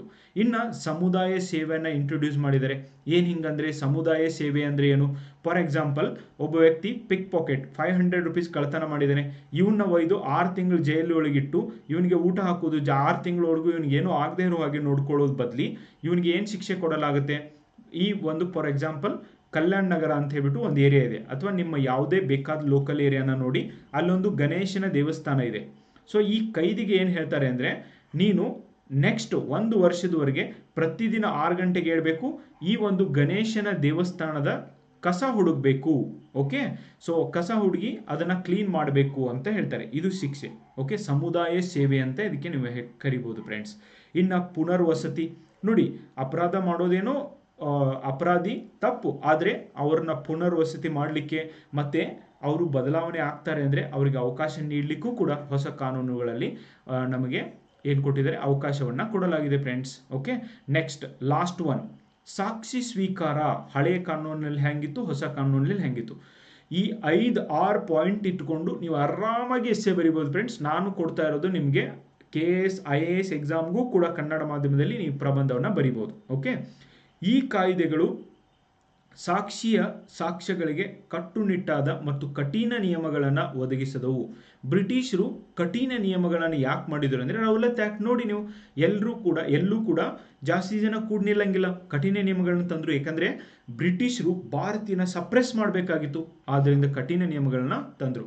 ಕೆಲವೊಮ್ಮೆ ವಿಶ್ವಾಸಾರ್ಹವಲ್ಲದ ಸಾಂದರ್ಭಿಕ ಪುರಾವೆಗಳನ್ನು ಅವಲಂಬಿಸಬೇಕಾಗಿತ್ತು. ಹೆಂಗಂದ್ರೆ ನೋಡಿ, ಎವಿಡೆನ್ಸೇ ಇರೋದಿಲ್ಲ, ಆದರೂ ಕೂಡ ವ್ಯಕ್ತಿಗೆ ಶಿಕ್ಷೆ ಕೊಡಲಾಗ್ತಿತ್ತು. ಮೊದಲು ಅನೇಕ ಬಾರಿ ಆಗಿದ್ದಾವೆ, ಕೊಲೆ ಮಾಡಿದಾನೆ ಅನ್ನೋದಕ್ಕೆ ಏನೂ ಎವಿಡೆನ್ಸ್ ಇಲ್ಲ, ರೇಪ್ ಮಾಡಿದ್ದಾನೆ ಅನ್ನೋದಕ್ಕೆ ಏನೂ ಎವಿಡೆನ್ಸ್ ಇಲ್ಲ, ಬಟ್ ಆದರೂ ಕೂಡ ಶಿಕ್ಷೆಯನ್ನು ಕೊಡಲಾಗಿದೆ. ಹಾಗಾಗಿ ಎಲೆಕ್ಟ್ರಾನಿಕ್ ಪುರಾವೆಗಳಿಗೆ ಅಲೋವೇ ಮಾಡ್ತಿರ್ಲಿಲ್ಲ. ಸೊ ಎಲೆಕ್ಟ್ರಾನಿಕ್ ಏನೋ ಸಾಕ್ಷಿ ಇದೆ ಅಂದರೆ ಅದಕ್ಕೆ ಕಾನೂನುಗಳು ಅಲೋವೇ ಮಾಡ್ತಿರ್ಲಿಲ್ಲ, ಅದನ್ನು ನಂಬಲಾಗ್ತಿರ್ಲಿಲ್ಲ. ಬಟ್ ಇವಾಗ ಹೊಸ ಯುಗದ ಕಾನೂನುಗಳಲ್ಲಿ ಡಿಜಿಟಲ್ ಸಾಕ್ಷಿಗಳು ಮತ್ತು ದಾಖಲೆಗಳನ್ನು ಗಣನೆಗೆ ತೆಗೆದುಕೊಳ್ಳಲು ಮತ್ತು ತನಿಖೆಗಳನ್ನು ಬಲಪಡಿಸಲು ಕೂಡ ಸ್ವೀಕಾರಾರ್ಹವಾದ ವಿಸ್ತರಿತವಾಗಿ ಈ ಒಂದು ಪರ್ಮಿಷನನ್ನು ನೀಡಲಾಗಿದೆ. ಒಂದನೇದು, ಡಿಜಿಟಲ್ ಸಾಕ್ಷಿಗಳು ಬೇಕೇ ಬೇಕು, ದಾಖಲೆಗಳನ್ನು ಪ್ರತಿಯೊಂದನ್ನು ಕೂಡ ಗಣನೆಗೆ ತೆಗೆದುಕೊಳ್ಳಲಾಗುತ್ತೆ ಫ್ರೆಂಡ್ಸ್. ಇಲ್ಲಿ ಇನ್ನೊಂದು ಕ್ವಶನ್ ಇದೆ ಫ್ರೆಂಡ್ಸ್, ಹೊಸ ಕಾನೂನುಗಳನ್ನೇನೋ ತಂದಿದ್ದಾರೆ, ಆದರೆ ಈ ಹೆಸರುಗಳನ್ನೇನೋ ಬದಲಾವಣೆ ಮಾಡಿದ್ದಾರೆ, ಬಟ್ ಬೇಸಿಕ್ ಬದಲಾವಣೆ ಮಾಡಬೇಕಾಗಿದ್ದು ಕೆಲವೊಂದನ್ನು ಬದಲಾವಣೆ ಮಾಡಿಲ್ಲ. ಅದರೊಳಗೆ ಒಂದನ್ನು ಹೇಳ್ತೀನಿ ನೋಡಿ ನಾನಿಲ್ಲಿ. ನೋಡಿ, ನಮ್ಮ ದೇಶದೊಳಗಿರುವಂಥ ಈ ಅಪರಾಧ ಕಾನೂನುಗಳು ಜೆಂಡರ್ ನ್ಯೂಟ್ರಲ್ ಇಲ್ಲ. ಅಂದರೆ ಏನು?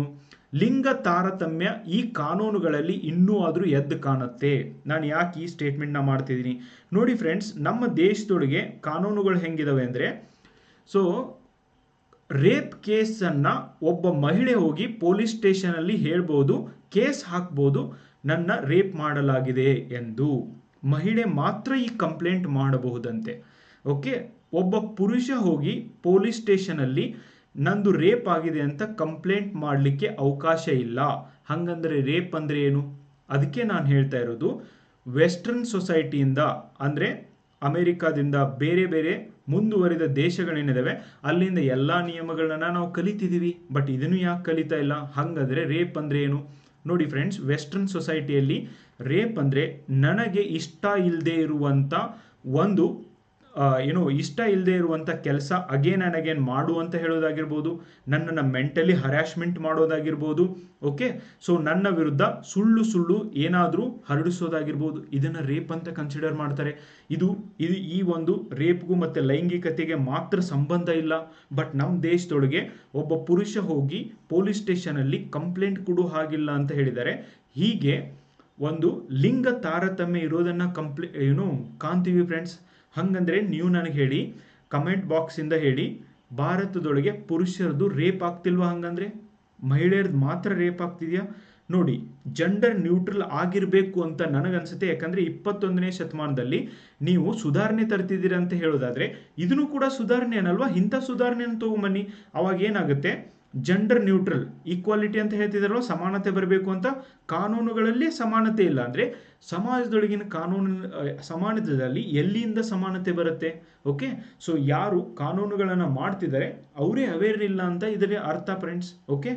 163 ವರ್ಷಗಳಾದ್ಮೇಲೆ ಹೊಸ ಕಾನೂನೇನೋ ತಂದಿದ್ದಾರೆ, ಬಟ್ ಅದನ್ನು ಇನ್ನೂ ಅದ್ರ ಲಿಂಗ ತಾರತಮ್ಯದಿಂದ ಈ ಕಾನೂನುಗಳು ಕೂಡಿದಾವೆ. ಓಕೆ. ಒಂದು ಕ್ವಶನ್ ರೇಸ್ ಮಾಡಿದ್ದೀನಿ. I can tell you so many questions like this guys. Okay. ಇಂಥವು ಕ್ವಶನ್ಗಳನ್ನ ನಮ್ಗೆ ಹಲವಾರು ಹೇಳ್ಬೋದು ನಾನು ನಿಮಗೆ. ಸೊ ಕಮೆಂಟ್ ಬಾಕ್ಸ್ ಮೂಲಕ ನೀವು ತಿಳಿಸಿ ನಿನ್ನ ಪ್ರಯೋಗ ಮತ್ತು ವಿಳಂಬ. ನೋಡಿ, ವಿಧಾನಗಳು ಯಾವ ಥರ ವಿಧಾನಗಳಿದ್ದಾವೆ. ವಿಳಂಬ ಆಗ್ತಿತ್ತು ಹಳೆಯ ಕಾನೂನುಗಳಲ್ಲಿ. ಆಮೇಲೆ ತೊಡಕಿನ ಮತ್ತು ಸುದೀರ್ಘವಾದ ಕಾರ್ಯ ವಿಧಾನಗಳು ತೆಗೆದುಕೊಳ್ತಿದ್ವು.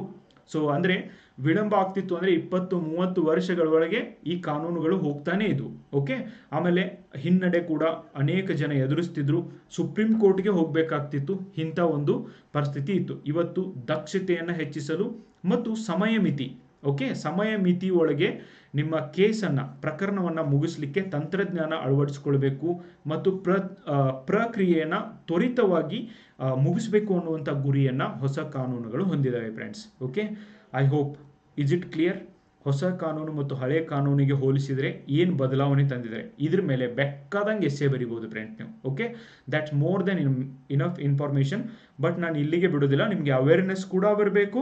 ಆಮೇಲೆ ನಿಮ್ಗೆ ಅಷ್ಟೇ ಅಲ್ಲ, ನೀವು ಬೇರೆಯವ್ರಿಗೂ ಕೂಡ ಇದ್ರ ಬಗ್ಗೆ ಅವೇರ್ನೆಸ್ ಮೂಡಿಸ್ಬೇಕು. ಏನೇನು ಬದಲಾವಣೆ ಆಗಿದ್ದಾವೆ ಅನ್ನೋದನ್ನು ಬೇಗ ಹೇಳ್ತೀನಿ. ನಾನು ಇದಕ್ಕೆ 1-4 ಎಕ್ಸಾಂಪಲ್ಲು ಕೊಟ್ಟು ಹೇಳ್ಬೋದು ಫ್ರೆಂಡ್ಸ್.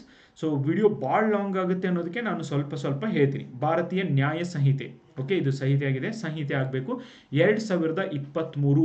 ನೋಡಿ, ಇದು ಭಾರತೀಯ ದಂಡ ಸಂಹಿತೆ ಅಂತ ಏನಿತ್ತು ಅದನ್ನು ಬದಲಾವಣೆ ಮಾಡಲಾಗಿದೆ 1860. ಓಕೆ. ಇದರಲ್ಲಿ ಬದಲಾವಣೆ ತರಲಾಗಿದೆ. ಹೊಸ IPCಯಲ್ಲಿ ನೋಡಿ, ಭಾರತೀಯ ನ್ಯಾಯ ಸಂಹಿತೆಯಲ್ಲಿ 358 ಸೆಕ್ಷನ್ಗಳನ್ನು ಮಾತ್ರ ಹಾಕಲಾಗಿದೆ. ಮೊದಲಿನ ಕಾನೂನಿನಲ್ಲಿ ಅಂದರೆ ದಿಸ್ IPCಯಲ್ಲಿ 511 ಸೆಕ್ಷನ್ಗಳು ಇದ್ದವು. ಇದೇ ಮೊದಲ ಬದಲಾವಣೆ. ಹೊಸ ಬದಲಾವಣೆ ಅಂದರೆ ಇದೇ ತಾನೆ. 358ಕ್ಕೆ ಇಳಿಸಲಾಗಿದೆ. ಸೆಕ್ಷನ್ಗಳನ್ನು ತೆಗೆದು ಹಾಕಲಾಗಿದೆ. ಅವೆಲ್ಲ ನಮಗೆ ಅವಶ್ಯಕತೆನೇ ಇಲ್ಲ. ಯಾಕೆ ತೆಗೆದು ಹಾಕಿದ್ದಾರೆ? ನಾವು ಬರೀ ಶಿಕ್ಷೆ ಕೊಡ್ಲಿಕ್ಕೆ ಮಾತ್ರ ಕಾನೂನುಗಳು ಮಾಡ್ತಿಲ್ಲ, ಬರೀ ನಾವು ನಮ್ಮ ಜನರನ್ನ ಟಾರ್ಚರ್ ಮಾಡಲಿಕ್ಕೆ ಮಾಡ್ತಾ ಇಲ್ಲ. ಸೊ ಹಾಗಾಗಿ ತೆಗೆದು ಹಾಕಲಾಗಿದೆ ಫ್ರೆಂಡ್ಸ್. ಸೊ ಇದರೊಳಗೆ ಕೆಲವೊಂದಿಷ್ಟು ಹೇಳಬೇಕು ಅಂದರೆ ನಿಮಗೆ 20 ಹೊಸ ಅಪರಾಧಗಳನ್ನು ನೋಡಿ, ಭಾರತೀಯ ನಾಗರಿಕ ಸಂಹಿತೆ ಅಂತ ಬರೆದು ಇವುಗಳನ್ನೇ ಹೊಸ ಕಾನೂನುಗಳು ಅಂತ ಬರೆದ್ರೆ ನೀವು ಮೋರ್ ದೆನ್ ಇನಫ್. ಓಕೆ. ಇದೇ ಥರನೇ ಬರಿಬೇಕು. ಸೊ ಮೊದಲಿನ ಥರ 1ನೇ ಪಾಯಿಂಟ್ 2ನೇ ಪಾಯಿಂಟ್ ಅಂತ 10 ಪಾಯಿಂಟ್ ಬರೆದು ಎಕ್ಸ್ಪ್ಲೇನ್ ಮಾಡೋಕ್ಕೆ ಈ ಎಸ್ಸೆದಲ್ಲಿ ಚಾನ್ಸ್ ಇಲ್ಲ. ಇದೊಂದು ಹೊಸ ಥರ ಎಸ್ಸೆ ಆಗಿದೆ ಫ್ರೆಂಡ್ಸ್. ಓಕೆ. ಸೊ ಭಾರತೀಯ ನ್ಯಾಯ ಸಂಹಿತೆ ಅಡಿಯಲ್ಲಿ 20 ಹೊಸ ಅಪರಾಧಗಳನ್ನು ಪರಿಚಯಿಸಲಾಗಿದೆ. ಇನ್ನು 33 ಪ್ರಕರಣಗಳಲ್ಲಿ ಜೈಲು ಶಿಕ್ಷೆಯನ್ನು ಹೆಚ್ಚಿಸಲಾಗಿದೆ. ಓಕೆ. ಸೊ ನೀವು ಕೇಳ್ಬೋದು, ಸರ್ ಅವು ಯಾವ್ಯಾವ ಪ್ರಕರಣಗಳಲ್ಲಿ ಜೈಲು ಶಿಕ್ಷೆಯನ್ನು 33 ಪ್ರಕರಣಗಳು ಯಾವ್ಯಾವು ಅಂತ ಕೇಳಿದರೆ, ಡೆಫಿನೆಟ್ಲಿ ಕಾಂಪಿಟೇಟಿವ್ ಎಕ್ಸಾಮ್ ಓದುವಂಥ ವಿದ್ಯಾರ್ಥಿಗಳಿಗೆ ಇಷ್ಟು ಅವಶ್ಯಕತೆ ಇಲ್ಲ. ಯಾವ ಸೆಕ್ಷನ್ ಏನು ಹೇಳುತ್ತೆ ಅನ್ನೋದು ಅವಶ್ಯಕತೆ ಇಲ್ಲ ಫ್ರೆಂಡ್ಸ್. ನಾನು ಆದರೂ ಕೂಡ ನಿಮಗೆ ಡೀಟೇಲ್ಡ್ ಆದಂಥ ಎಕ್ಸ್ಪ್ಲನೇಷನ್ ಕೊಡ್ತಿದ್ದೀನಿ. ಇವೆಲ್ಲ ಓನ್ಲಿ ಲಾಯರ್ಸ್ಗೆ ಮತ್ತು ಜಡ್ಜಸ್ಗೆ ಗೊತ್ತಿರುವಂಥ ಅವಶ್ಯಕತೆ ಇದೆ. ನಾಳೆ ನೀವು ಪೊಲೀಸ್ ಆದರೆ ಆ ಪ್ರಕರಣಗಳಲ್ಲಿ ಅವುಗಳು ಗೊತ್ತಾಗುವ ಅವಶ್ಯಕತೆ ಇದೆ. ಬಟ್ ಈಗಂತೂ ಡೆಫಿನೆಟ್ಲಿ ಅವಶ್ಯಕತೆ ಇಲ್ಲ. ಅಷ್ಟು ಓದ್ಕೋತ ಹೋದರೆ ನಿಮ್ಗೆ ಯಾವುದೂ ನೆನಪು ಉಳಿಯೋದಿಲ್ಲ. ಈಗ ಜಸ್ಟ್ ನಾನು ಏನು ಹೇಳ್ತಿದ್ದೆ ಇದನ್ನು ಫಾಲೋ ಮಾಡಿ. 83 ಪ್ರಕರಣಗಳಲ್ಲಿ ನೋಡಿ, 83 ಪ್ರಕರಣಗಳಲ್ಲಿ ದಂಡದ ಪ್ರಮಾಣವನ್ನು ದೊಡ್ಡ ಮಟ್ಟಕ್ಕೆ ಹೆಚ್ಚಳ ಮಾಡಲಾಗಿದೆ. ಇದರೊಳಗೆ ಒಂದು ಎಕ್ಸಾಂಪಲ್ ಹೇಳಬೇಕು ಅಂದರೆ hit and run case. Okay. Hit and run ಕೇಸಲ್ಲಿ ಟ್ರಕ್ ಡ್ರೈವರ್ಸ್ಗೆ ಏನಾದರೂ ಅವರು ಎಲ್ಲಾದರೂ ಟ್ರಕ್ನ ಹಾಯಿಸಿ ಆಕ್ಸಿಡೆಂಟ್ ಮಾಡಿ ಓಡಿ ಹೋದರೆ ಅವ್ರಿಗೆ ಮೊದಲು 2,000 ರೂಪಾಯಿ ದಂಡ, 2 ವರ್ಷ ಜೈಲು ಶಿಕ್ಷೆ ಅಂತ ಇತ್ತು ಫ್ರೆಂಡ್ಸ್. ಇಲ್ಲಿ ಏನು ಬದಲಾವಣೆ ಮಾಡಿದ್ದಾರೆ, ಇವತ್ತು 7 ಲಕ್ಷ ರೂಪಾಯಿ ದಂಡ ಮತ್ತೆ 10 ವರ್ಷದವರೆಗೆ ಜೈಲು ಶಿಕ್ಷೆಯನ್ನು ಅವ್ರು ಅನುಭವಿಸಬೇಕಾಗತ್ತೆ ಅಂತ ಬರೆದಿದ್ದಾರೆ. ಸೊ ಇದಕ್ಕೆ ದೇಶಾದ್ಯಂತ ಟ್ರಕ್ ಡ್ರೈವರ್ಸ್ಗಳೆಲ್ಲ ಆಲ್ರೆಡಿ ಸ್ಟ್ರೈಕ್ ಮಾಡಾಗಿದೆ. ಸೊ ಅದಕ್ಕೆ ಸರ್ಕಾರ ಇದನ್ನು ಹಿಂದೆ ಕೂಡ ತೆಗೆದುಕೊಂಡಿದೆ. ಇಲ್ಲಿ ಟ್ರಕ್ ಡ್ರೈವರ್ಗಳ ವಾದ ಏನಾಗಿತ್ತು ಅಂದರೆ, ಭಯ್ಯ ಸರ್ಕಾರದವರೇ ನೀವು ಹೇಳ್ರಿ 7 ಲಕ್ಷ ರೂಪಾಯಿ ದಂಡ ಕಟ್ಟಕ್ಕೆ ನಮ್ಮ ಹತ್ರ 7 ಲಕ್ಷ ರೂಪಾಯಿ ಇದ್ದರೆ ನಾವ್ಯಾಕೆ ಟ್ರಕ್ ಡ್ರೈವರ್ಗಳು ಆಗ್ತಿದ್ವಿ. ಆಮೇಲೆ 10 ವರ್ಷ ಜೈಲು ಶಿಕ್ಷೆ ಮಾಡೋದಾದರೆ ನಾರ್ಮಲಿ ಏನಾಗುತ್ತೆ ಅಂದರೆ, ಟ್ರಕ್ ನೀವೆಲ್ಲ ನೋಡಿರ್ತೀರ, ಟ್ರಕ್ ಸಿಕ್ಕಾಪಟ್ಟೆ ದೊಡ್ಡ ಒಂದು ವಾಹನವಾಗಿರುತ್ತೆ. ಬೈಕ್ ಬಂದು ಟ್ರಕ್ಕಿಗೆ ಗುದ್ದಿದ್ರು, ಟ್ರಕ್ ಹೋಗಿ ಬೈಕಿಗೆ ಗುದ್ದಿದ್ರು ಸೊ ಹಿಡಿಯೋದು ಟ್ರಕ್ ಡ್ರೈವರ್ನೇ ಫ್ರೆಂಡ್ಸ್. ಓಕೆ, ನಮ್ಮ ಸಮಾಜ ಹಾಗೆ ಇದೆ, ಏನು ಮಾಡೋಕ್ಕಾಗೋದಿಲ್ಲ. ಹೀಗಾಗಿ ಟ್ರಕ್ ಡ್ರೈವರ್ಸ್ಗಳು ಇದನ್ನು ವಾಪಸ್ ತಗೋಬೇಕು ಅಂತ ಸ್ಟ್ರೈಕ್ ಮಾಡಿದಾಗ ಕೇಂದ್ರ ಸರ್ಕಾರ ವಾಪಸ್ ತಗೊಂಡಿದೆ. ಓಕೆ, ಸೊ ಈ ಥರ ದೊಡ್ಡ ಮಟ್ಟದ ಈ ಒಂದು ದಂಡದ ಪ್ರಮಾಣದಲ್ಲಿ ಹೆಚ್ಚಳ ಮಾಡಲಾಗಿದೆ. I can give you every ಸೆಕ್ಷನ್ಗೂ ಒಂದು ಎಕ್ಸಾಂಪಲ್ ಕೊಟ್ಟು ಹೇಳ್ಬೋದು, ಬಟ್ ಅದು ಈ ಒಂದು ನಮ್ಮ ನಮಗೆ ಎಸ್ಸೆ ಕಂಪ್ಲೀಟ್ ಆಗೋದಿಲ್ಲ ಫ್ರೆಂಡ್ಸ್. ಓಕೆ, ಅದಕ್ಕೆ 23 ಅಪರಾಧಗಳಿಗೆ ಕನಿಷ್ಠ ಶಿಕ್ಷೆಯನ್ನು ವಿಧಿಸಲಾಗಿದೆ. ನೀವು ಈ ಪಾಯಿಂಟ್ಸ್ಗಳನ್ನು ನೋಟ್ ಮಾಡಿಕೊಂಡ್ರು ಸಾಕು. 6 ಪ್ರಕರಣಗಳಿಗೆ ಸಮುದಾಯ ಸೇವೆಯನ್ನು ದಂಡದ ರೂಪವಾಗಿ ವಿಧಿಸಲಾಗಿದೆ. ನಾನು ಸಮುದಾಯ ಸೇವೆ ಅಂತ ಮೊದಲೇ ಎಕ್ಸ್ಪ್ಲೇನ್ ಮಾಡಿದ್ದೀನಿ. IPCಯಲ್ಲಿದ್ದ 19 ಸೆಕ್ಷನ್ಗಳನ್ನು ರದ್ದುಗೊಳಿಸಲಾಗಿದೆ. ಅವು ಇವತ್ತು ಪ್ರಜಾಪ್ರಭುತ್ವ ರಾಷ್ಟ್ರದಲ್ಲಿ ಅವಶ್ಯಕತೆನೇ ಇಲ್ಲ. ಓಕೆ, ಹಾಗಂದ್ರೆ 75 ವರ್ಷ ನಮ್ಮ ಸರ್ಕಾರದವ್ರು ಏನು ಮಾಡ್ತಿದ್ರು? Definitely that is also question friends. Okay ನೋಡಿ, ಭಾರತೀಯ ನ್ಯಾಯ ಸಂಹಿತೆ 2023 ಅಡಿಯಲ್ಲಿ ಯಾವ ಹೊಸ ಅಪರಾಧಗಳನ್ನು ಗುರುತಿಸಲಾಗಿದೆ ಅಂದರೆ, ಗುರುತು ಮುಚ್ಚಿಟ್ಟು ವಿವಾಹವಾದರೆ ಜೈಲು ಶಿಕ್ಷೆ. Definitely friends. ಓಕೆ, ಸೊ ಹಾಗಾಗಿ ನಿಜವಾದ ಗುರುತು ಮುಚ್ಚಿಟ್ಟು ಮದುವೆ ಆಗುವುದು ಮತ್ತು ಬಡ್ತಿ ಕೊಡ್ತೀವಿ ಅಂತ ಹೇಳ್ಬಿಟ್ಟು ಉದ್ಯೋಗದಲ್ಲಿ ಬಡ್ತಿ ಕೊಡ್ತೀವಿ ಅಂತ ಯಾರನ್ನಾದರೂ ರೇಪ್ ಮಾಡೋದು, ಮದುವೆ ಭರವಸೆ ನೀಡಿ ಲೈಂಗಿಕ ಸಂಪರ್ಕವನ್ನು ಹೊಂದೋದು, ಇವುಗಳನ್ನೆಲ್ಲ ಹಳೆಯ ಕಾನೂನಿನಲ್ಲಿ ಇವುಗಳನ್ನು ಯಾವ ಶಿಕ್ಷೆ ಕೊಡಬೇಕು, ಯಾವ ಸೆಕ್ಷನ್ ಅಡಿಯಲ್ಲಿ ಬರುತ್ತೆ ಅನ್ನುವಂಥ ಕ್ಲಾರಿಟಿ ಇರಲಿಲ್ಲ. ಬಟ್ ಈಗ ಕ್ಲಾರಿಟಿ ಕೊಟ್ಟಿದ್ದಾರೆ ಫ್ರೆಂಡ್ಸ್. ಓಕೆ, ಇವುಗಳನ್ನೆಲ್ಲ ಅಪರಾಧ ಅಂತ ಹೇಳಲಾಗುತ್ತೆ. ಇದೇ ಮೊದಲ ಬಾರಿಗೆ ಇಂತಹ ಪ್ರಕರಣಗಳನ್ನು ಅಪರಾಧ ಎಂದು ಪರಿಗಣಿಸಲಾಗುತ್ತೆ ಮತ್ತು ಈ ಮೊದಲು ಇಂತಹ ಕೇಸ್ಗಳಿಗೆ ಇದೇ ಶಿಕ್ಷೆಯನ್ನು ವಿಧಿಸಬೇಕು ಅಂತ ಇರಲಿಲ್ಲ. ಬಟ್ ಇನ್ನು ಮುಂದೆ ಮಾಡಲಾಗಿದೆ. ಸೊ ಇಂಥ ಒಂದು ಕೆಲಸವನ್ನು ಯಾರು ಮಾಡ್ತಾರೆ ಅವರು ಕೇರ್ಫುಲ್ ಆಗಿ ಇರಬೇಕು ಗೈಸ್. ಇನ್ನು ಮಾಬ್ ಲಿಂಚಿಂಗ್ ಅಂದರೆ ಏನು? ಗುಂಪು ಹತ್ಯೆ. ಇವತ್ತು ಭಾಳ ಜನ ನಮ್ಮ ದೇಶದೊಳಗೆ ನೋಡಿ, ಯಾರೋ ಗೋ ಹತ್ಯೆನ ಮಾಡಿದ್ದಾರೆ ಅಂತ ಹೇಳ್ಬಿಟ್ಟು ಸೊ ಬಹಳಷ್ಟು ಜನ ಸೇರಿಬಿಟ್ಟು ಉತ್ತರ ಪ್ರದೇಶದಲ್ಲಿ ಒಬ್ಬ 60 ವರ್ಷದ ಮುದುಕನನ್ನು ಹೊಡೆದುಕೊಂಡಿದ್ರು, ಗುಂಪು ಹತ್ಯೆಯನ್ನು ಮಾಡಿದರು. ಬಟ್ ಆಮೇಲೆ ಆ ಒಂದು ಮುದುಕ ಕರಿ ಕ್ಯಾರಿ ಬ್ಯಾಗ್ನಲ್ಲಿ ಮೀಟ್ನ ತೊಗೊಂಡು ಹೋಗ್ತಿದ್ವು. ಅದನ್ನು ಲ್ಯಾಬ್ ಒಳಗೆ ಟೆಸ್ಟ್ ಮಾಡಿದರೆ ಆಮೇಲೆ ಗೊತ್ತಾಯಿತು ಇದು ಕೌ ಮೀಟ್ ಅಲ್ಲ, ಗೋ ಹತ್ಯೆ ಮಾಡಿಲ್ಲ ಅವನು, ಅದು ಚಿಕನ್ ಆಗಿತ್ತು ಅಂತ ಹೇಳ್ಬಿಟ್ಟು. ಓಕೆ, ಇಂಥ ಒಂದು ಪ್ರಕರಣಗಳಲ್ಲಿ ಏನು ಶಿಕ್ಷೆ ಕೊಡಬೇಕು ಮೊದಲು ಗೊತ್ತಿರಲಿಲ್ಲ. ಬಟ್ ಈ ಕಾನೂನುಗಳಲ್ಲಿ ಅದನ್ನು ಕ್ಲಿಯರ್ ಮಾಡಲಾಗಿದೆ ಫ್ರೆಂಡ್ಸ್. ದ್ವೇಷ ಆಧಾರಿತ ಕೊಲೆಗಳಿಗೆ ಸಂಬಂಧಿಸಿದಂತೆ ಈ ಕಾನೂನುಗಳಲ್ಲಿ ಡೆಫಿನೆಟ್ಲಿ ಶಿಕ್ಷೆಯನ್ನು ವಿಧಿಸಲಾಗುತ್ತೆ. ಹಿಂದೆ ಭಯೋತ್ಪಾದನೆಗೆ ಯಾವ ಶಿಕ್ಷೆಯನ್ನು ಕೊಡಬೇಕು, ಭಯೋತ್ಪಾದನೆ ಚಟುವಟಿಕೆಗಳಂದ್ರೆ ಏನು ಅಂತ ಗೊತ್ತಿರಲಿಲ್ಲ ಫ್ರೆಂಡ್ಸ್. ಅವಕ್ಕೆ ಕ್ಲಿಯರ್ ಆಗಿದಂಥ ಕಾನೂನುಗಳು ಇರಲಿಲ್ಲ. ಯಾಕಂದರೆ ಬ್ರಿಟಿಷರ ಕಾನೂನುಗಳು ತಂದಾಗ ಭಯೋತ್ಪಾದನೆಯ ಪ್ರಶ್ನೆ ಇರಲಿಲ್ಲ. ಸೊ ಹೀಗಾಗಿ ಈ ಹೊಸ ಕಾನೂನುಗಳಲ್ಲಿ ಮಾಡಲಾಗಿದೆ. ನೆಕ್ಸ್ಟ್, ಆತ್ಮಹತ್ಯೆ ಮಾಡಿಕೊಳ್ಳಲು ಹೋಗಿ ಬದುಕುಳಿದರೆ ಶಿಕ್ಷೆ ನೀಡಲಾಗುವುದಿಲ್ಲ. ಅಂದರೆ ಮೊದಲು ಏನಾಗ್ತಿತ್ತು ಅಂದರೆ ಆತ್ಮಹತ್ಯೆ ಟ್ರೈ ಮಾಡೋದು ಕೂಡ ಅಪರಾಧ ಆಗಿತ್ತು ಫ್ರೆಂಡ್ಸ್. ಬಟ್ ಈಗ ಹಂಗಿಲ್ಲ. ಆತ್ಮಹತ್ಯೆಯನ್ನು ಯಾರು ಮಾಡ್ಕೊಳ್ಳಿಕ್ಕೆ ಇಚ್ಛಪಡ್ತಾರೆ ಅವರು ಆತ್ಮಹತ್ಯೆನ ಮಾಡ್ಕೋಬಹುದು ಅಂತ ಈ ಕಾನೂನು ಹೇಳುತ್ತೆ. ಅಂದರೆ ಇದಕ್ಕೆ ಬಹಳಷ್ಟು ರಾಜ್ಯ ಸರ್ಕಾರಗಳು ಡೆಫಿನೆಟ್ಲಿ ಅಪೋಸ್ ಕೂಡ ಮಾಡ್ತಿದ್ದೇವೆ. ಆತ್ಮಹತ್ಯೆ ಮಾಡ್ಕೊಳ್ಳೋದು ಅಪರಾಧ ಅಲ್ಲ ಅಂತ ಯಾಕೆ ಚೇಂಜ್ ಮಾಡಿದಿರಿ ಅಂತ ಪ್ರಶ್ನೆ ಕೇಳ್ತಿದ್ದಾರೆ. ನಿಮಗೇನನ್ಸುತ್ತೆ? ಆತ್ಮಹತ್ಯೆ ಮಾಡಿಕೊಳ್ಳುವುದು ಅಪರಾಧ ಅಂತ ಇಡಬೇಕಾಗಿತ್ತಾ? ನನಗನ್ಸುತ್ತೆ ಫ್ರೆಂಡ್ಸ್, ಆತ್ಮಹತ್ಯೆ ಮಾಡಿಕೊಳ್ಳುವುದು ಮಹಾಪಾಪ, ಅದು ಅಪರಾಧ ಅಂತ ಇಡ್ಬೋದಾಗಿತ್ತು. ಯಾಕಂದರೆ ಅದನ್ನು ನೋಡಿ ಬೇರೆಯವರು ಫಾಲೋ ಮಾಡ್ತಾರೆ. ಇವತ್ತು ರಾಜಸ್ಥಾನದ ಕೋಟಾದಲ್ಲಿ ಏನಾಗ್ತಿದೆ ಅಂತ ನೀವೆಲ್ಲ ನೋಡಿರ್ತೀರ. That is very scary also. Okay, next, ಸುಳ್ಳು ಸುದ್ದಿ ಮತ್ತು ತಪ್ಪು ಮಾಹಿತಿಗಳನ್ನು ನೀಡಿದರೆ ಅವರ ವಿರುದ್ಧ ಕೂಡ ಅಪರಾಧಿ ಅಂತ ಹೇಳ್ಬಿಟ್ಟು ಕೇಸ್ ಹಾಕ್ಬೋದು. This is very dangerous guys. Okay, ಇನ್ನು ಮುಂದೆ ಸುಳ್ಳು ಸುದ್ದಿ ಬೇರೆದವ್ರ ಬಗ್ಗೆ ಏನೂ ಹಬ್ಸಂಗಿಲ್ಲ. ನೆಕ್ಸ್ಟ್, ದೇಶದ್ರೋಹದ ಪ್ರಕರಣಗಳಲ್ಲಿ ಶಿಕ್ಷೆಯನ್ನು ವಿಧಿಸಲಾಗುತ್ತೆ. ಮೊದಲಿನ ಕಾನೂನು ಡೆಫಿನೆಟ್ಲಿ ಸಿಡಿಷನ್ ಬಗ್ಗೆ ಹೇಳ್ತಿತ್ತು friends. Okay, so sedition very dangerous ಇತ್ತು. ಸೊ ಇಲ್ಲಿ ಯಾರಾದರೂ ಅರೆಸ್ಟ್ ಆದರೆ ಅವ್ರನ್ನ ಜೈಲಿಂದ ಹೊರಗೆ ಬರ್ತಿಲ್ಲ. ಬಟ್ ಇವತ್ತು ದೇಶದ್ರೋಹ ಅಂದರೆ ಡೆಫಿನಿಷನನ್ನು ನೀಡಿದ್ದಾರೆ. ಸೊ ಡೆಫಿನೆಟ್ಲಿ ಇಲ್ಲಿ ಒಂದು ಕ್ಲಾರಿಟಿನ ಕೊಟ್ಟಿದ್ದಾರೆ. That is welcomable. Okay, next, ಸಾರ್ವಜನಿಕ ಆಸ್ತಿ ಹಾನಿ ಮಾಡಿದರೆ ಹಾನಿಗೆ ಅನುಗುಣವಾಗಿ ದಂಡವನ್ನು ವಸೂಲಿ ಮಾಡಲಾಗುತ್ತೆ. ಡೆಫಿನೆಟ್ಲಿ ಯಾರು ಬೇಕಾದವರು ಕೂಡ ನೀವು ಸ್ಟ್ರೈಕ್ ಮಾಡ್ಬೋದು, ನೀವು ಅನ್ಯಾಯದ ವಿರುದ್ಧ ಹೋರಾಡ್ಬೋದು. ಬಟ್ ಸಾರ್ವಜನಿಕ ಆಸ್ತಿಯನ್ನು ಹಾಳು ಮಾಡಿದರೆ ಎಷ್ಟು ಆಸ್ತಿ ಹಾಳು ಮಾಡಿರ್ತೀರೋ ಅದ್ರ ಮೇಲೆ ನಿಮಗೆ ದಂಡವನ್ನು ವಿಧಿಸಲಾಗುತ್ತೆ. ಓಕೆ, ಸೊ ಇಂಡೈರೆಕ್ಟ್ಲಿ ಉತ್ತರ ಪ್ರದೇಶದ ಕಾನೂನನ್ನು ಜಾರಿಗೆ ತರಲಿಕ್ಕೆ ಪ್ರಯತ್ನ ಕೂಡ ಮಾಡಿದ್ದಾರೆ ಫ್ರೆಂಡ್ಸ್. ತಪ್ಪೇನಿಲ್ಲ. ಕಡ್ಡಾಯ ಕನಿಷ್ಠ ಶಿಕ್ಷೆ, ಕೆಲವು ಪ್ರಕರಣಗಳಲ್ಲಿ ಕಡ್ಡಾಯವಾಗಿ ಇಷ್ಟು ವರ್ಷ ಶಿಕ್ಷೆ ಕೊಡಬೇಕು ಅಂತಾನೆ ಇದೆ ಫ್ರೆಂಡ್ಸ್. ಅತ್ಯಾಚಾರ ಪ್ರಕರಣದಲ್ಲಿ ಕನಿಷ್ಠ ಆದರೂ 7 ವರ್ಷ ಆದರೂ ಶಿಕ್ಷೆ ಕೊಡಬೇಕು ಅಂತಾನೆ ಮಾಡಲಾಗಿದೆ ಫ್ರೆಂಡ್ಸ್. ಇನ್ನು ಇಲ್ಲೊಂದು ಕಾಂಟ್ರವರ್ಷಿಯಲ್ ಥಿಂಗ್ ಇದೆ ಫ್ರೆಂಡ್ಸ್. ಇದು ಅಸ್ವಾಭಾವಿಕ ಲೈಂಗಿಕ ಅಪರಾಧಗಳನ್ನು, ಅಂದರೆ ಸೆಕ್ಷನ್ 377 ಏನಿದೆ ಅಲ್ವಾ, ಇದನ್ನು ಕೈ ಬಿಡಲಾಗಿದೆ. ನೋಡಿ, ಐ ಥಿಂಕ್ ಇವತ್ತು ಗೇ ಮ್ಯಾರೇಜ್, ಸೇಮ್ ಸೆಕ್ಸ್ ಮ್ಯಾರೇಜ್ಗೆ ಪರ್ಮಿಷನ್ ಕೊಡಿ ಅಂತ ಹೇಳ್ಬಿಟ್ಟು ಇವತ್ತು ಸುಪ್ರೀಂ ಕೋರ್ಟ್ಗೆ ಬಹಳಷ್ಟು ಜನ ಹೋಗಿದ್ದಾರೆ. ಐ ಥಿಂಕ್ ಇದಕ್ಕೆ ಪರ್ಮಿಷನ್ ಕೊಡಬೇಕಾ ಕೊಡಬಾರ್ದು ಅಂತ ನಿಮ್ಮ ಒಂದು ಒಪಿನಿಯನ್ ಹೇಳಿ ಫ್ರೆಂಡ್ಸ್. ಯಾಕಂದರೆ ಇವರು ಕೂಡ ಮನುಷ್ಯರೇ. ಒಬ್ಬ ವ್ಯಕ್ತಿ, ಒಬ್ಬ ಹುಡುಗ ಅಥವಾ ಒಬ್ಬ ಹುಡುಗಿಗೆ ಮದುವೆ ಆಗಲಿಕ್ಕೆ, ಮದುವೆ ಆಗಿಯೂ ಯಾರ ಜೊತೆನೋ ಜೊತೆ ಇರಬೇಕು ಅಂತ ಹೆಚ್ಚು ಇಷ್ಟ ಇರುತ್ತೋ, ಯಾರಿಗೋ ಒಬ್ಬ ಬಾಳ ಸಂಗಾತಿ ಬೇಕು ಅಂತ ಯಾವ ಇಚ್ಛೆಯಿಂದ ಮದುವೆ ಆಗ್ತಿದಾರೋ ಅದೇ ಇಚ್ಛೆನ ಈ ಥರ್ಡ್ ಜೆಂಡರ್ದವ್ರಿಗೂ ಕೂಡ ಇದ್ದಾವೆ. ಓಕೆ, ಲೆಸ್ಬಿಯನ್ಸ್, ಗೇಸ್ ಇವ್ರಿಗೂ ಕೂಡ ಇದ್ದಾವೆ. ಇದನ್ನು ಯಾಕೆ ಸರ್ಕಾರ ರೆಕ್ಟಿಫೈ ಮಾಡಿಲ್ಲ? ಮತ್ತು ಸೆಕ್ಷನ್ 377 ಅಂತೂ ಕೈಯನ್ನೇ ಬಿಡಲಾಗಿದೆ. ಇದು ಎಷ್ಟರ ಮಟ್ಟಿಗೆ ಸರಿ ನೀವೇ ವಿಚಾರ ಮಾಡಿ. 12 ವರ್ಷಕ್ಕಿಂತ ಕಡಿಮೆ ವಯಸ್ಸಿನ ಬಾಲಕಿಯ ಮೇಲೆ ಅತ್ಯಾಚಾರ ಎಸಗಿದರೆ ಕನಿಷ್ಠ 20 ವರ್ಷ ಆದರೂ ಕಠಿಣ ಶಿಕ್ಷೆಯನ್ನು ಕೊಡ್ಬೋದು, ಜೀವಾವಧಿ ಶಿಕ್ಷೆಗೂ ಹೆಚ್ಚಿಸಬಹುದು, ಅಥವಾ ಇವ್ರನ್ನ ಗಲ್ಲು ಶಿಕ್ಷೆಯನ್ನು ಕೂಡ ಕೊಡ್ಬೋದು ಫ್ರೆಂಡ್ಸ್. ಸಣ್ಣ ಮಕ್ಕಳ ವಿರುದ್ಧ ಅತ್ಯಾಚಾರ ಪ್ರಕರಣದಲ್ಲಿ ಗಲ್ಲು ಶಿಕ್ಷೆಯನ್ನು ನೀಡಲಾಗುತ್ತೆ. ಇನ್ನು ಅತ್ಯಾಚಾರದ ಪ್ರಕರಣ ದೋಷಿಗಳಿಗೆ ಇನ್ನು ಮುಂದೆ 10 ವರ್ಷ ಕನಿಷ್ಠ ಜೈಲು ಶಿಕ್ಷೆಯನ್ನು ವಿಧಿಸಲಾಗುತ್ತೆ, ಜೀವಾವಧಿಗೂ ಕೂಡ ಇದನ್ನು ಹೆಚ್ಚಿಸಬಹುದು. ಇನ್ನು ಸಾಮಾಜಿಕ ಅತ್ಯಾಚಾರ ಪ್ರಕರಣಗಳಿಗೆ ಕನಿಷ್ಠ 20 ವರ್ಷಗಳನ್ನಾದರೂ ಜೈಲು ಶಿಕ್ಷೆಯನ್ನು ವಿಧಿಸಲಾಗಿದೆ. ಓಕೆ, ಇವೆಲ್ಲ ಕೂಡ IPCಯಲ್ಲಿ ಆದಂಥ ಬದಲಾವಣೆಗಳು. ಓಕೆ, ಒಂದು ಕಡೆ ಬರ್ಕೋಬೋದು ನೀವು.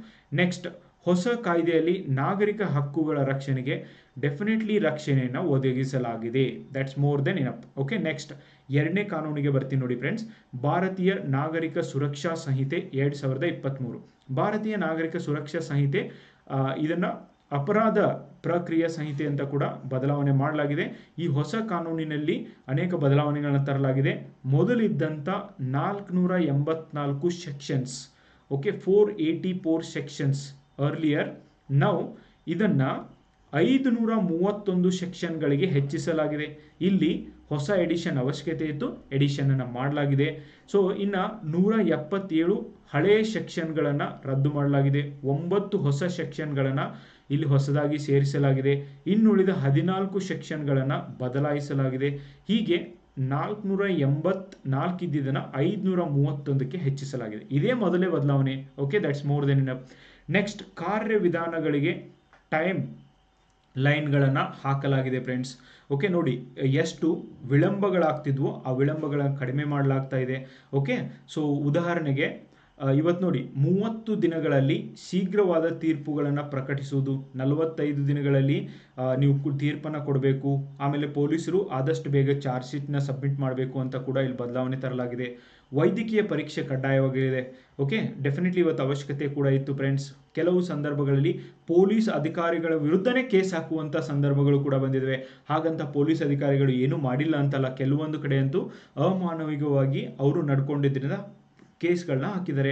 ಸೊ ಪೊಲೀಸರು ತಪ್ಪಿದೆಯೋ ಅಥವಾ ರೇಪ್ ಮಾಡಿದವ್ರು ತಪ್ಪಿದೆಯೋ ಅಥವಾ ಅಪರಾಧ ಮಾಡಿದವ್ರು ತಪ್ಪಿದೆಯೋ, ಯಾರು ತಪ್ಪಿದೆಯೋ ಅಂತ ಹೇಳ್ಬಿಟ್ಟು ಇಲ್ಲಿ ವೈದ್ಯಕೀಯ ಪರೀಕ್ಷೆಯಿಂದ ಗೊತ್ತಾಗುತ್ತೆ ಅನ್ನೋದು ಹೊಸ ಕಾನೂನುಗಳ ಒಂದು ಉದ್ದೇಶವಾಗಿದೆ. ಇನ್ನು ಮಾದರಿ ಸಂಗ್ರಹ ಮಾಡೋದು ಕಂಪಲ್ಸರಿ. ಮ್ಯಾಜಿಸ್ಟ್ರೇಟ್ ವ್ಯಕ್ತಿಯನ್ನು ಬಂಧಿಸಿದ್ದರೂ ಕೂಡ ಅವರ ಸಹಿ ಮಾದರಿಯನ್ನು, ಕೈ ಬರಹದ ಮಾದರಿಗಳನ್ನು ಇತ್ಯಾದಿಗಳನ್ನು ಸಲ್ಲಿಸುವಂತೆ ಡೆಫಿನೆಟ್ಲಿ ಒತ್ತಾಯಿಸಬಹುದು. ಕಂಪಲ್ಸರಿ ನೀವು ಮಾಡಲೇಬೇಕು ಫ್ರೆಂಡ್ಸ್. ಇನ್ನು ಫಾರೆನ್ಸಿಕ್ ತನಿಖೆ ಮಾಡಬಹುದು. ನೋಡಿ, ಹಳೆ ಕಾನೂನುಗಳಲ್ಲಿ ಎಲ್ಲಿಂದ ಫಾರೆನ್ಸಿಕ್ ಮಾಡ್ತಾರೆ? ಓಕೆ, ಶಿಕ್ಷಾರ್ಹ ಅಪರಾಧಗಳಿಗೆ 7 ಅಥವಾ 7ಕ್ಕಿಂತ ಹೆಚ್ಚು ವರ್ಷಗಳ ಜೈಲು ಶಿಕ್ಷೆಯನ್ನು ಕಡ್ಡಾಯಗೊಳಿಸಲಾಗಿದೆ. ಇನ್ನು FIR ನೋಂದಣಿಗೆ ಅನುಗುಣವಾಗಿ ಹೊಸ ಕಾರ್ಯವಿಧಾನಗಳನ್ನು ಮಾಡಲಾಗಿದೆ. ಶೂನ್ಯ FIRಗಳನ್ನು ಮಾಡಲಾಗಿದೆ. ನಾನು ಫಸ್ಟ್ಗೆ ಶೂನ್ಯ FIR ಬಗ್ಗೆ ನಿಮಗೆ ಹೇಳಿದ್ದೀನಿ. ಇನ್ನು FIRಗಳನ್ನು ವಿದ್ಯುನ್ಮಾನ, ಅಂದರೆ ನೀವು ಮನೆಯಲ್ಲೇ ಕುಳಿತು FIRನ ಫೈಲ್ ಮಾಡ್ಬೋದು. ಮೊದಲು ಸ್ಟೇಷನ್ಗೆ ಹೋಗಿ ಗೋಳಾಡಿದ್ರೂ ಕೂಡ ಮಾಡ್ಲಿಕ್ಕೆ ಆಗ್ತಿರಲಿಲ್ಲ ಫ್ರೆಂಡ್ಸ್. ಇನ್ನು ಮಾಹಿತಿದಾರರ ಹಕ್ಕು, ಚಾರ್ಜ್ ಶೀಟ್ನಲ್ಲಿ ಏನಿದೆ, ಚಾರ್ಜ್ ಶೀಟ್ನಲ್ಲಿ ಯಾರ್ಯಾರು ಹೆಸರು ಹಾಕಿದ್ದಾರೆ, ಆಮೇಲೆ ಪೊಲೀಸರು ಏನೇನು ಮಾಡಿದ್ದಾರೆ ಅನ್ನುವಂಥದ್ದನ್ನು ಚಾರ್ಜ್ ಶೀಟನ್ನು ನೋಡುವಂಥ ಹಕ್ಕನ್ನು ನೀಡಲಾಗಿದೆ ಫ್ರೆಂಡ್ಸ್. ಓಕೆ, ಅದು ಆದಮೇಲೆ ರಾಜ್ಯ ಸರ್ಕಾರಗಳು ಸಾಕ್ಷಿದಾರರ ರಕ್ಷಣಾ ಯೋಜನೆಯನ್ನು ಜಾರಿಗೆ ತರಬೇಕಾಗಿ ಅಂತ ಹೇಳಿಬಿಟ್ಟು ಕೂಡ ಕೇಂದ್ರ ಸರ್ಕಾರ ಹೇಳಿದೆ ಫ್ರೆಂಡ್ಸ್. ಓಕೆ, ಇನ್ನು ಡಾಕ್ಯುಮೆಂಟೇಷನ್ ಪ್ರೋಟೋಕಾಲ್ಗಳನ್ನು ಕಂಪಲ್ಸರಿಯಾಗಿ ಫಾಲೋ ಮಾಡಬೇಕು. ಸಾಕ್ಷಿದಾರರು ಯಾರು, ಸಾಕ್ಷಿದಾರನ ಹೆಸರು ಮುಖಾಂತರ ಕಲಿಬೇಕು ಅಂತ ಹೇಳ್ಬಿಟ್ಟು ಇತ್ತೀಚೆಗೆ ಜಜ್ಮೆಂಟ್ ಕೂಡ ಬಂದಿದೆ. ಆಮೇಲೆ ವಸ್ತುಗಳೊಂದಿಗೆ ಕಡ್ಡಾಯವಾಗಿ ಆಡಿಯೋ ಮತ್ತು ವಿಡಿಯೋ ದಾಖಲೆಗಳನ್ನು ಕೂಡ ಇಲ್ಲಿ ನೀಡಬೇಕಾಗುತ್ತೆ. ಇನ್ನು ಪರ್ಯಾಯ ಪದ ಅಳವಡಿಕೆ, ಮಾನಸಿಕ ಅಸ್ವಸ್ಥತೆ ಅಂತ ಇದೆ ಅಲ್ವಾ, ಅದಕ್ಕೆ ಪರ್ಯಾಯ ಪದ ವನ್ನು ಬಳಸಲಾಗ್ತಾ ಇದೆ. ಓಕೆ, ಸೊ ಈ ಥರ ಒಂದು ಮೆಂಟಲಿ ಡಿಸೇಬಲ್ಡ್ ಅಂತ ಏನು ಹೇಳ್ತಾರೆ ಅದಕ್ಕೆಲ್ಲ ಪರ್ಯಾಯ ಪದಗಳನ್ನು ಈಗ ಹೊಸ ಕಾನೂನಲ್ಲಿ ನೀಡಲಾಗಿದೆ. ಇನ್ನು ಬಂಧನಕ್ಕೆ ಪರ್ಯಾಯ ಪದ್ಧತಿಯನ್ನು ನೀಡಲಾಗಿದೆ. ಪೊಲೀಸ್ ಆರೋಪಿಯನ್ನು ಬಂಧಿಸಬೇಕಾಗಿಲ್ಲ, ಬದಲಾಗಿ ಜುಡಿಷಿಯಲ್ ಮ್ಯಾಜಿಸ್ಟ್ರೇಟ್ ಮುಂದೆ ಹಾಜರುಪಡಿಸಲು ಕೂಡ ಭದ್ರತಾ ಬಾಂಡ್ಗಳನ್ನು ತೆಗೆದುಕೊಳ್ಳಬಹುದು. ಅರೆಸ್ಟ್ ಮಾಡಲೇಬೇಕಂತಿಲ್ಲ. ಸಣ್ಣ ಪುಟ್ಟ ಕೇಸ್ಗಳಲ್ಲಿ ಪೊಲೀಸರು ಈ ನಿರ್ಧಾರವನ್ನು ಕೂಡ ತೆಗೆದುಕೊಳ್ಳಬಹುದು. ನೆಕ್ಸ್ಟ್, ಭಾರತೀಯ ಸಾಕ್ಷ್ಯ ಅಧಿನಿಯಮದಲ್ಲಾದ ಕೆಲವೊಂದು ಬದಲಾವಣೆಗಳು. ನೋಡಿ, ಇವೆಲ್ಲ ಎಕ್ಸ್ಟ್ರಾ ಇನ್ಫಾರ್ಮೇಷನ್ ನಾನು ನಿಮಗೆ ಕೊಡ್ತಿದ್ದೀನಿ. ಸೊ 1872ರಲ್ಲಿ ಈ ಒಂದು ಕಾನೂನನ್ನು ಜಾರಿಗೆ ತರಲಾಗಿತ್ತು. ಸೊ ಇದರಲ್ಲಿ ಕೆಲವೊಂದು ಬದಲಾವಣೆಗಳನ್ನ ತರಲಾಗಿದೆ ಫ್ರೆಂಡ್ಸ್. ಹಿಂದೆ 157 ವಿಭಾಗಗಳು ಇದರೊಳಗಿದ್ದು, ಬಟ್ ಈ ಸಂಖ್ಯೆಯನ್ನು 170ಕ್ಕೆ ಏರಿಕೆ ಮಾಡಲಾಗಿದೆ. ಬಿಕಾಸ್ ಇವತ್ತು ಸೋಷಿಯಲ್ ಮೀಡಿಯಾ ಬಂದಿದ್ದರಿಂದ ಈ ಸಾಕ್ಷ್ಯ ಅಧಿನಿಯಮ ಕಾಯ್ದೆಯನ್ನು ಒಂದು ಮ್ಯಾನೇಜ್ ಮಾಡೋದು ತುಂಬಾ ಕಷ್ಟ ಆಗಿದೆ ಫ್ರೆಂಡ್ಸ್. ಇವತ್ತು ಹೊಸ ಕ್ರೈಮ್ಗಳು ಹೆಚ್ಚಿಗೆ ಆಗ್ತಿದ್ದಾವೆ. ಈ ವಿಭಾಗಗಳನ್ನು ತಿದ್ದುಪಡಿ ಮಾಡಲಾಗಿದೆ. ಏನೇನು ಹೊಸದಾಗಿ 2 ವಿಭಾಗಗಳನ್ನು ಮತ್ತು 1 ಉಪವಿಭಾಗವನ್ನು ಕೂಡ ಸೇರಿಸಲಾಗಿದೆ. ಎಲೆಕ್ಟ್ರಾನಿಕ್ ದಾಖಲೆಗಳು ಸಾಂಪ್ರದಾಯಿಕ ಕಾಗದದ ದಾಖಲೆಗಳಿಗೆ ಸಮಾನವಾದ ಕಾನೂನಿನ ಸ್ಥಾನವನ್ನು ಹೊಂದಿವೆ. ಹಾಗೆ ಎಲೆಕ್ಟ್ರಾನಿಕ್ ದಾಖಲೆಗಳನ್ನು ದ್ವಿತೀಯ ಸಾಕ್ಷಿಯಾಗಿ ಪರಿವರ್ತಿಸಲಾಗಿದೆ. ಅಪರಾಧಿಯು ನ್ಯಾಯಾಲಯದಲ್ಲಿ ಮಾತ್ರ ತಪ್ಪನ್ನು ಒಪ್ಪಿಕೊಳ್ಳಬಹುದು. ಪೊಲೀಸರ ಮುಂದೆ ತಪ್ಪು ಒಪ್ಪಿಕೊಳ್ಳುವುದು ಸ್ವೀಕಾರಾರ್ಹವಲ್ಲ. ಇವತ್ತು ಪೊಲೀಸರು ಏನು ಮಾಡ್ತಿದ್ದಾರೆ, ಹೊಡೆದು ಬಡಿದು ಅವನು ಒಪ್ಪು ಹಾಗೆ ಮಾಡ್ತಿದ್ದಾರೆ, ಬಟ್ ಆ ಥರ ಮಾಡುವಂಗಿಲ್ಲ ಅಂತ ಹೇಳಿದ್ದಾರೆ ಫ್ರೆಂಡ್ಸ್. ನೋಡಿ, I am giving you so much of extra information. ಇದರೊಳಗಿಂದು ಕರೆಕ್ಟಾಗಿ ಕೇಳಿಸ್ಕೊಡ್ರಿ. Try to understand these things. Okay, ಆಮೇಲೆ ನೀವು ಯಾವ ಬೇಕಾದ ಎಕ್ಸಾಮ್ಗೂ ಕೂಡ ಇದ್ರ ಮುಖಾಂತರ ಎಸ್ಸೆ ಬರಿಬೋದು. ನನಗನ್ಸುತ್ತೆ ಇದು ಎಕ್ಸಾಮಲ್ಲಿ ಎಸ್ಸೆ ಬರೆಯೋಕ್ಕಿಂತನೂ ಅದರೊಳಗಂತೂ ಇಂಪಾರ್ಟೆಂಟ್ ಇದೆ ಎಲ್ಲನೂ ನಿಮಗೆ ಇನ್ಫಾರ್ಮೇಷನ್ನ ಕೊಟ್ಟಿದ್ದೀನಿ. ಅದಕ್ಕಿಂತನೂ ನಿಮ್ಮ ಬದುಕಿಗೆ ಈ ಒಂದು ವಿಡಿಯೋ ಮತ್ತು ಈ ಒಂದು ಕಾನೂನುಗಳು ತುಂಬ ಉಪಯೋಗ ಆಗುತ್ತೆ ಅಂತ ನನಗನ್ಸುತ್ತೆ ಫ್ರೆಂಡ್ಸ್. ಕನ್ಕ್ಲೂಷನಲ್ಲಿ ಏನು ಬರೀತೀರಾ, ವೆರಿ ವೆರಿ ಇಂಪಾರ್ಟೆಂಟ್. ಲಾಸ್ಟ್ ಪಾಯಿಂಟ್ಗೆ ಬಂದಿದ್ದೀವಿ. ಭಾರತ ಒಂದು ಶಾಂತಿಪ್ರಿಯ ದೇಶವಾಗಿದೆ. ನಮ್ಮ ಸಮಾಜದಲ್ಲಿ ಶಾಂತಿಯನ್ನು ಹಾಳು ಮಾಡುವ ದುಷ್ಟ ಶಕ್ತಿಗಳನ್ನು ದಮನ ಮಾಡಲು ಅಪರಾಧ ಕಾನೂನುಗಳು ಡೆಫಿನೆಟ್ಲಿ ಬೇಕೇ ಬೇಕು ಮತ್ತು ಇವು ಮುಖ್ಯ ಕಾರ್ಯವನ್ನು ನಿರ್ವಹಿಸ್ತವೆ. ಇದೇ ನಿಟ್ಟಿನಲ್ಲಿ 2024 ಜುಲೈ 1ರಿಂದ ಭಾರತದಲ್ಲಿ 160 ವರ್ಷಗಳ ಹಿಂದೆ ಬ್ರಿಟಿಷರು ಮಾಡಿದ ಅಪರಾಧ ಕಾನೂನುಗಳನ್ನು ತೆಗೆದುಹಾಕಿ ಹೊಸ ಕಾನೂನುಗಳನ್ನು ಜಾರಿಗೊಳಿಸಲಾಗಿದೆ. ನೋಡಿ, ಈ ಥರ ಇಂಟ್ರೊಡಕ್ಷನ್ ಬರೀರಿ. ಆದರೆ ಕಾನೂನುಗಳನ್ನು ತರುವುದರಿಂದ ಮಾತ್ರ ಸಮಾಜದಲ್ಲಿ ಮತ್ತು ದೇಶದಲ್ಲಿ ಶಾಂತಿ ನೆಲೆಸಲು ಸಾಧ್ಯವಿಲ್ಲ. ಈ ಕಾನೂನುಗಳನ್ನು ಸರಿಯಾದ ರೀತಿಯಲ್ಲಿ, ಅಂದರೆ ಕಾನೂನು ಪಾಲನೆ ಮಾಡುವ ಜನರಿಗೆ ಮತ್ತು ಕಾನೂನು ರಕ್ಷಣೆ ಮಾಡುವ ಪೊಲೀಸರಿಗೆ ಈ ಹೊಸ ಕಾನೂನುಗಳ ಬಗ್ಗೆ ಅರಿವು ಮೂಡಿಸುವ ಅವಶ್ಯಕತೆ ಇದೆ. ಈ ನಿಟ್ಟಿನಲ್ಲಿ ಕೇಂದ್ರ ಸರ್ಕಾರ ಅನೇಕ ನಿರ್ಧಾರಗಳನ್ನು ತೆಗೆದುಕೊಂಡಿದೆ. ಆದರೂ ಕೂಡ ಇವತ್ತಿನವರೆಗೂ 30 ವರ್ಷ 40 ವರ್ಷ ಕೆಲಸ ಮಾಡಿ ರಿಟೈರ್ಡ್ ಆದವ್ರಿಗೂ ಕೂಡ ಕಾನೂನು ಬಗ್ಗೆ ಸರಿಯಾದ ಮಾಹಿತಿ ಇರೋದಿಲ್ಲ ಫ್ರೆಂಡ್ಸ್. ಇಂದಿನ ತಂತ್ರಜ್ಞಾನದ ಯುಗದಲ್ಲಿ ಈ ಹೊಸ ಕಾನೂನುಗಳಿಗೆ ಅವಶ್ಯಕತೆ ತುಂಬಾ ಇತ್ತು. ಹಾಗಾಗಿ ಸರ್ಕಾರ ತಂದಂಥ ಒಂದು ಕಾನೂನುಗಳನ್ನು ಭಾರತೀಯರಾದ ನಾವೆಲ್ಲ ಒಪ್ಪಿಕೊಳ್ಳಲೇಬೇಕು. ಇದರ ಬಗ್ಗೆ ಸರಿಯಾಗಿ ಪ್ರತಿಯೊಬ್ಬ ಭಾರತೀಯ ತೆಗೆದುಕೊಳ್ಳುವ ಅವಶ್ಯಕತೆ ಇದೆ. ಈ ನಿಟ್ಟಿನಲ್ಲಿ ಇದು ನನ್ನದೊಂದು ಸಣ್ಣ ಪ್ರಯತ್ನ ಕೂಡ ಆಗಿದೆ ಫ್ರೆಂಡ್ಸ್. ಕಾನೂನಿನ ತಿಳುವಳಿಕೆಯನ್ನು ಹೇಳೋದು ಒಂದು ಪ್ರಯತ್ನ ಕೂಡ ಆಗಿದೆ, ಬರೀ ಎಸ್ಸೆ ಹೇಳೋದಲ್ಲ. ಓಕೆ, ಸೊ ಹಾಗಾಗಿ ಈ ಒಂದು ಪ್ರಯತ್ನವನ್ನು ನಾನು ಮಾಡಿದ್ದೀನಿ. ತುಂಬ ಧನ್ಯವಾದಗಳು ಯಾರ್ಯಾರು ವಿಡಿಯೋನ ನೋಡಿದಿರಾ. ನಿಮಗೆ ವಿಡಿಯೋ ಇಷ್ಟ ಆದಲ್ಲಿ ನಿಮ್ಮ ಎಲ್ಲ ಫ್ರೆಂಡ್ಸೊಂದಿಗೂ ಕೂಡ ಶೇರ್ ಮಾಡಿ ಫ್ರೆಂಡ್ಸ್. ಆಮೇಲೆ ಪುಸ್ತಕವನ್ನು ತೆಗೆದುಕೊಳ್ಳೋದನ್ನು ಮರಿಬೇಡಿ. ಇನ್ನೂ ಕ್ಲಾಸ್ ಮುಗ್ದಿಲ್ಲ. ನೋಡಿ, ನ್ಯೂಸ್ ಪೇಪರ್ ಕಟ್ಟಿಂಗ್ಸ್ಗಳು ತುಂಬಾ ಇಂಪಾರ್ಟೆಂಟ್ ಫ್ರೆಂಡ್ಸ್. ವಾರ್ತಾ ಪತ್ರಿಕೆಗಳು ತುಂಬಾ ಇಂಪಾರ್ಟೆಂಟ್ ರೋಲ್ನ ಪ್ಲೇ ಮಾಡ್ತವೆ ನಿಮ್ಮ ಕಾಂಪಿಟೇಟಿವ್ ಎಕ್ಸಾಮ್ಗೆ ಪ್ರಿಪ್ರೇಷನ್ಗೆ. ಯಾರ್ಯಾರು ವಿದ್ಯಾರ್ಥಿಗಳು ಕೋಚಿಂಗ್ ಜಾಯಿನ್ ಆಗ್ತಾರೆ, ಇನ್ನೂ ಬಹಳಷ್ಟು ಜನ 4-5 ವರ್ಷಗಳವರೆಗೆ ಓದ್ತಿದ್ದೀರಾ, ಬಟ್ ಒಂದಿನ ನ್ಯೂಸ್ ಪೇಪರ್ನ ಓದೋದಿಲ್ಲ. ನನಗನ್ಸುತ್ತೆ ನ್ಯೂಸ್ ಪೇಪರ್ ಓದ್ದೇನೆ ನೀವು ಸ್ಪರ್ಧಾತ್ಮಕ ಪರೀಕ್ಷೆಗಳನ್ನು ಪ್ರಿಪೇರ್ ಮಾಡೋಕ್ಕೆ ಆಗೋದಿಲ್ಲ. ಆದ್ದರಿಂದ ನ್ಯೂಸ್ ಪೇಪರ್ ಓದೋದು ಕಡ್ಡಾಯ. ನಾನು ನಮ್ಮ ಟೆಲಿಗ್ರಾಮ್ ಗ್ರೂಪ್ ಕನ್ನಮಡಿ IAS KS ಏನು ವಾಟ್ಸಪ್ ಈ ಒಂದು ಇದು ಗ್ರೂಪ್ ಇದೆಯೋ ಯೂಟ್ಯೂಬ್ ಚಾನಲ್ ಇದೆ, ಇದೇ ಹೆಸರ ಮೇಲೆ ಟೆಲಿಗ್ರಾಮ್ನಲ್ಲಿ ನಮ್ಮ ಗ್ರೂಪ್ ಇದೆ. ಅಲ್ಲಿ ಪ್ರತಿದಿನ ಈ ನ್ಯೂಸ್ ಪೇಪರ್ಗಳನ್ನು ಓದಿ ಇದರ ಕಟ್ಟಿಂಗ್ಸ್ಗಳನ್ನು ಹಾಕಿರ್ತೀನಿ. ಇದರ ಸದುಪಯೋಗವನ್ನು ನೀವು ಪಡ್ಕೋಬೇಕು ಫ್ರೆಂಡ್ಸ್. ಸೊ ಆ ಗ್ರೂಪನ್ನು ಜಾಯಿನ್ ಆಗೋದನ್ನು ಮರಿಬೇಡಿ. ನೋಡಿ, ಇಲ್ಲಿ ಆಲ್ಮೋಸ್ಟ್ ನಾನು ಹೇಳಿರುವಂಥ ಎಲ್ಲ ಪಾಯಿಂಟ್ಸ್ಗಳನ್ನು ಎಷ್ಟು ಚೆನ್ನಾಗಿ ಕವರ್ ಮಾಡಿದ್ದಾರೆ. ಈ ಒಂದು ಪಿಕ್ಸ್ಗಳನ್ನು ನಾನು ಬೇಕಾದರೆ ಅಗೇನ್ ನಿಮ್ಮ ಜೊತೆಗೆ ಶೇರ್ ಮಾಡ್ತೀನಿ ಗ್ರೂಪ್ ಒಳಗೆ. ಸೊ ಇವುಗಳನ್ನು ನೋಡಿ, ನಾನು ಇಷ್ಟೊತ್ತವರೆಗೂ ಏನು ಹೇಳಿದ್ನೋ ಆ ಪಾಯಿಂಟ್ಸ್ಗಳನ್ನು ಎಷ್ಟು ಚೆನ್ನಾಗಿ ನ್ಯೂಸ್ ಪೇಪರ್ ಒಳಗೆ ಕೊಟ್ಟಿದ್ದಾರೆ ಫ್ರೆಂಡ್ಸ್. ಓಕೆ, ಹೊಸ ಕಾನೂನುಗಳ ಬಗ್ಗೆ ಯಾವ ಥರ ಪ್ರತಿಕ್ರಿಯೆ ಇದೆ ಜನರದ್ದು ಅಂತ ಅದನ್ನು ಕೂಡ ಕೊಟ್ಟಿದ್ದಾರೆ. ಓನ್ಲಿ ನ್ಯೂಸ್ ಪೇಪರ್ ಮಾತ್ರ ಇಂಥದನ್ನು ಕೊಡೋಕ್ಕಾಗೋದು. ನಿಮಗೆ ಯಾವುದೇ ಮ್ಯಾಗ್ಝಿನ್ ಇಂಥ ಇನ್ಫಾರ್ಮೇಷನನ್ನು ಕೊಡ್ತಾ ಇಲ್ಲ ಫ್ರೆಂಡ್ಸ್, ದಯವಿಟ್ಟು ಅರ್ಥ ಮಾಡ್ಕೊಳ್ಳಿ. ಇನ್ನು ಕೆಲವೊಂದು ರಾಜ್ಯಗಳು ವಿರೋಧ ಮಾಡ್ತಿದ್ದಾವೆ ಈ ಕಾನೂನುಗಳಿಗೆ. ಏನು ವಿರೋಧ ಇದ್ದಾವೆ? ಸೊ ನೋಡಿ, 4 ಹೇಳ್ತೀನಿ ನಾನು. ಸ್ವತಂತ್ರ ಹೋರಾಟದ ಮೌಲ್ಯಗಳಿಗೆ ತಿಲಾಂಜಲಿ ಹಾಕಲಾಗಿದೆ ಅಂತ ಹೇಳ್ಬಿಟ್ಟು ಹೇಳ್ತಾ ಇದ್ದಾರೆ ಫ್ರೆಂಡ್ಸ್. ಸರ್ಕಾರದ ವಿರುದ್ಧ ಉಪವಾಸ ಸತ್ಯಾಗ್ರಹ ಮಾಡುವುದು ಅಪರಾಧ ಎಂದು ಹೊಸ ಕಾನೂನಿನಲ್ಲಿ ಹೇಳಲಾಗಿದೆ. ನೋಡಿ, ಅಬ್ಸರ್ವ್ ಮಾಡಿ ಎಲ್ಲವನ್ನು ಕೂಡ. ಇನ್ನು ಆತ್ಮಹತ್ಯೆ ಮಾಡಿಕೊಳ್ಳುವುದು ಅಪರಾಧವಲ್ಲ ಎಂದು ಹೇಳಿದ್ದು ಎಷ್ಟರ ಮಟ್ಟಿಗೆ ಸರಿ? ಓಕೆ, ಅದನ್ನು ಕೂಡ ಕ್ವಶನ್ ಮಾಡ್ತಿದ್ದಾರೆ. ರಾಷ್ಟ್ರಪಿತ, ರಾಷ್ಟ್ರೀಯ ಲಾಂಛನ, ರಾಷ್ಟ್ರಧ್ವಜಕ್ಕೆ ಅಗೌರವ ತೋರಿಸಿದರೆ ಅವರ ವಿರುದ್ಧ ಕ್ರಮ ತೆಗೆದುಕೊಳ್ಳುವ ಅವಕಾಶ ಇಲ್ಲ ಅಂತ ಹೇಳಿದ್ದಾರೆ. ಅಂದರೆ ಭಯ ಇರುತ್ತೆ ಇದ್ರ ಬಗ್ಗೆ ಅನ್ನೋದು ಇವರ ಪ್ರಶ್ನೆಯಾಗಿದೆ. ಸಂಘಟಿತ ಅಪರಾಧ ಎಂದು ಆರೋಪಿಸಿ ವ್ಯಕ್ತಿಗಳ ಮೇಲೆ ಗುಂಪು ಮೊಕದ್ದಮೆ ಹಾಕಲು ಪೊಲೀಸರಿಗೆ ವಿವೇಚನಾ ಅಧಿಕಾರ ನೀಡಲಾಗಿದೆ. ಇಲ್ಲಿವರೆಗೂ ಗುಂಪು ಹತ್ಯೆ ಅಥವಾ ಗುಂಪು ಗಲಾಟೆ ಅಂತ ಕೇಸೇ ಹಾಕಕ್ಕಾಗ್ತಿರಲಿಲ್ಲ, ಬಟ್ ಕೊಟ್ಟಿದ್ದಾರೆ ಅಂತ ಇವರು ಆರೋಪ ಮಾಡ್ತಿದ್ದಾರೆ. ಇನ್ನು ಆರೋಪಿಯ ಆಸ್ತಿ ಜಪ್ತಿ ಮಾಡಲು ಪೊಲೀಸರಿಗೆ ಅಧಿಕಾರ ನೀಡಿದ್ದು ದೊಡ್ಡ ತಪ್ಪು ಅಂತ ಕೂಡ ಹೇಳ್ತಿದ್ದಾರೆ. ಎಸ್, ಮಿಸ್ಯೂಸ್ ಅಂತೂ ಆಗ್ಬೋದು ಫ್ರೆಂಡ್ಸ್. ಓಕೆ, ಇನ್ನು ರಾಷ್ಟ್ರೀಯ ಭಾವೈಕ್ಯತೆಗೆ ಧಕ್ಕೆ ತರುವ ಅಪರಾಧಗಳಿಗೆ ಕೇವಲ ಗರಿಷ್ಠ 3 ವರ್ಷ ಶಿಕ್ಷೆಯನ್ನು ನೀಡಲಾಗಿದೆ, 1 ವರ್ಷ ದಂಡ ಹಾಕಲಾಗಿದೆ. ಇದು ಸರಿಯಾಗಿಲ್ಲ ಅಂತ ಹೇಳ್ತಿದ್ದಾರೆ ಫ್ರೆಂಡ್ಸ್. ಯಾವುದೇ ಆರೋಪಿಗಳಿಗೆ ಮೊದಲು 15 ದಿನ ಇದ್ದ, ನೋಡಿ, ಪೊಲೀಸ್ ಕಸ್ಟಡಿಯೊಳಗೆ 15 ದಿನ ಇರ್ಬೋದು ಮ್ಯಾಕ್ಸಿಮಮ್, ಅದರೊಳಗೆ ಚಾರ್ಜ್ ಶೀಟ್ನ ಫೈಲ್ ಮಾಡಬೇಕು, ಜೈಲಿಗೆ ಕಳಿಸ್ಬೇಕು ಅಂತ ಇತ್ತು. ಈ 15 ದಿನ ಇದ್ದಿದ್ದನ್ನು 90 ದಿನಗಳವರೆಗೆ ಓಕೆ ಅದನ್ನು ಹೆಚ್ಚಿಗೆ ಮಾಡಲಾಗಿದ್ದು. ಸೊ ಎಷ್ಟರ ಮಟ್ಟಿಗೆ ಸರಿ ಅಂತ ಹೇಳ್ಬಿಟ್ಟು ಇಲ್ಲಿ ಕ್ವಶನ್ ಕೂಡ ಮಾಡಲಾಗಿದೆ ಫ್ರೆಂಡ್ಸ್. ಐ ಥಿಂಕ್ 90 ದಿನನೋ 60 ದಿನನೋ, ಐ ಆಮ್ ನಾಟ್ ಶ್ಯೂರ್, ನೀವು ಕಮೆಂಟ್ ಬಾಕ್ಸಲ್ಲಿ ಹೇಳಿ. ಓಕೆ, ಎಷ್ಟು ದಿನ ಅಂತ ನೆನಪಿಲ್ಲ ನನಗೆ. ಹಾಗಾಗಿ ನೋಡಿ, ಏನೆಲ್ಲ ಇವು ಅಪೋಸಿಷನ್ಗಳಿದ್ದಾವೆ ಅಂತ ಹೇಳ್ಬಿಟ್ಟು ನಿಮಗೆ ಕೊಡಲಾಗಿದೆ ಫ್ರೆಂಡ್ಸ್. ಎಷ್ಟು ಚೆನ್ನಾಗಿ ಕೊಟ್ಟಿದ್ದಾರೆ ನೋಡಿ. ಓಕೆ, ನ್ಯೂಸ್ ಪೇಪರ್ ಓದೋದು ತುಂಬಾ important. Even English paper, Hindu paper ಕಟ್ಟಿಂಗ್ಸ್ಗಳನ್ನು ಕೂಡ ನಾನು ಹಾಕಿರ್ತೀನಿ. 0 FIR ಬಗ್ಗೆ ನಾನು ಹೇಳಿದೆ ನಿಮಗೆ. ಆನ್ಲೈನ್ ರಿಜಿಸ್ಟ್ರೇಷನ್ ಬಗ್ಗೆ ಕೂಡ ಹೇಳಿದ್ದೀನಿ. ಆಮೇಲೆ 45 ಡೇಸ್ ಓಕೆ, ಕ್ರೈಮ್ ನಡೆದಂಥ 45 ದಿನಗಳಲ್ಲಿ ಅದನ್ನು ಮುಗಿಸ್ಬೇಕು ಅಂತ ಕೂಡ ಹೇಳ್ತಾರೆ. ಮಾಬ್ ಲಿಂಚಿಂಗ್ ಬಗ್ಗೆ ಹೇಳ್ತಿದ್ದಾರೆ, ಸಿಡಿಷನ್, ಗ್ಯಾಂಗ್ ರೇಪ್ ಬಗ್ಗೆ ಹೇಳ್ತಿದ್ದಾರೆ. ಎಷ್ಟು ಚೆನ್ನಾಗಿ ಪಾಯಿಂಟ್ಸ್ಗಳನ್ನ ಕೊಟ್ಟಿದ್ದಾರೆ. ನ್ಯೂಸ್ ಪೇಪರ್ ಓದೋದನ್ನು ಸಾಧ್ಯವಾದರೆ ರೂಢಿ ಹಾಕೊಳ್ಳಿ ಅಂತ ನನ್ನ ಒಂದು ಇಚ್ಛೆ ಫ್ರೆಂಡ್ಸ್. ಸೊ ಇನ್ನು ರಾಜ್ಯಗಳು ಏನೇನು ಆಕ್ಷೇಪ ಹೇಳ್ತಿದ್ದಾವೆ ಅಂತ ದೊಡ್ಡ ಆರ್ಟಿಕಲ್ ಕೂಡ ಬಂದಿದೆ. ನಾನು ಆಲ್ರೆಡಿ ಎಲ್ಲ ಪಾಯಿಂಟ್ಸ್ಗಳನ್ನು ಕೂಡ ನಿಮ್ಮ ಪ್ರಬಂಧದಲ್ಲಿ ಕವರ್ ಮಾಡಿದ್ದೀನಿ. ನಿಮಗೆ ಓದೋ ಇಂಟ್ರೆಸ್ಟ್ ಇದೆ, ಡೆಫಿನೆಟ್ಲಿ ನಮ್ಮ ಗ್ರೂಪ್ ಒಳಗೆ ಹೋಗಿ ನೀವು ಇದನ್ನು ಸರ್ಚ್ ಮಾಡಿ, ನಿಮಗೆ ಸಿಗುತ್ತೆ ಫ್ರೆಂಡ್ಸ್. ಸೊ ಫೈನಲ್ ಆಗಿ ಹೇಳ್ತಾ ಇದ್ದೀನಿ, ಈ ಪ್ರಬಂಧ ಪುಸ್ತಕವನ್ನು ತೆಗೆದುಕೊಳ್ಳೋದನ್ನು ಮರಿಬೇಡಿ.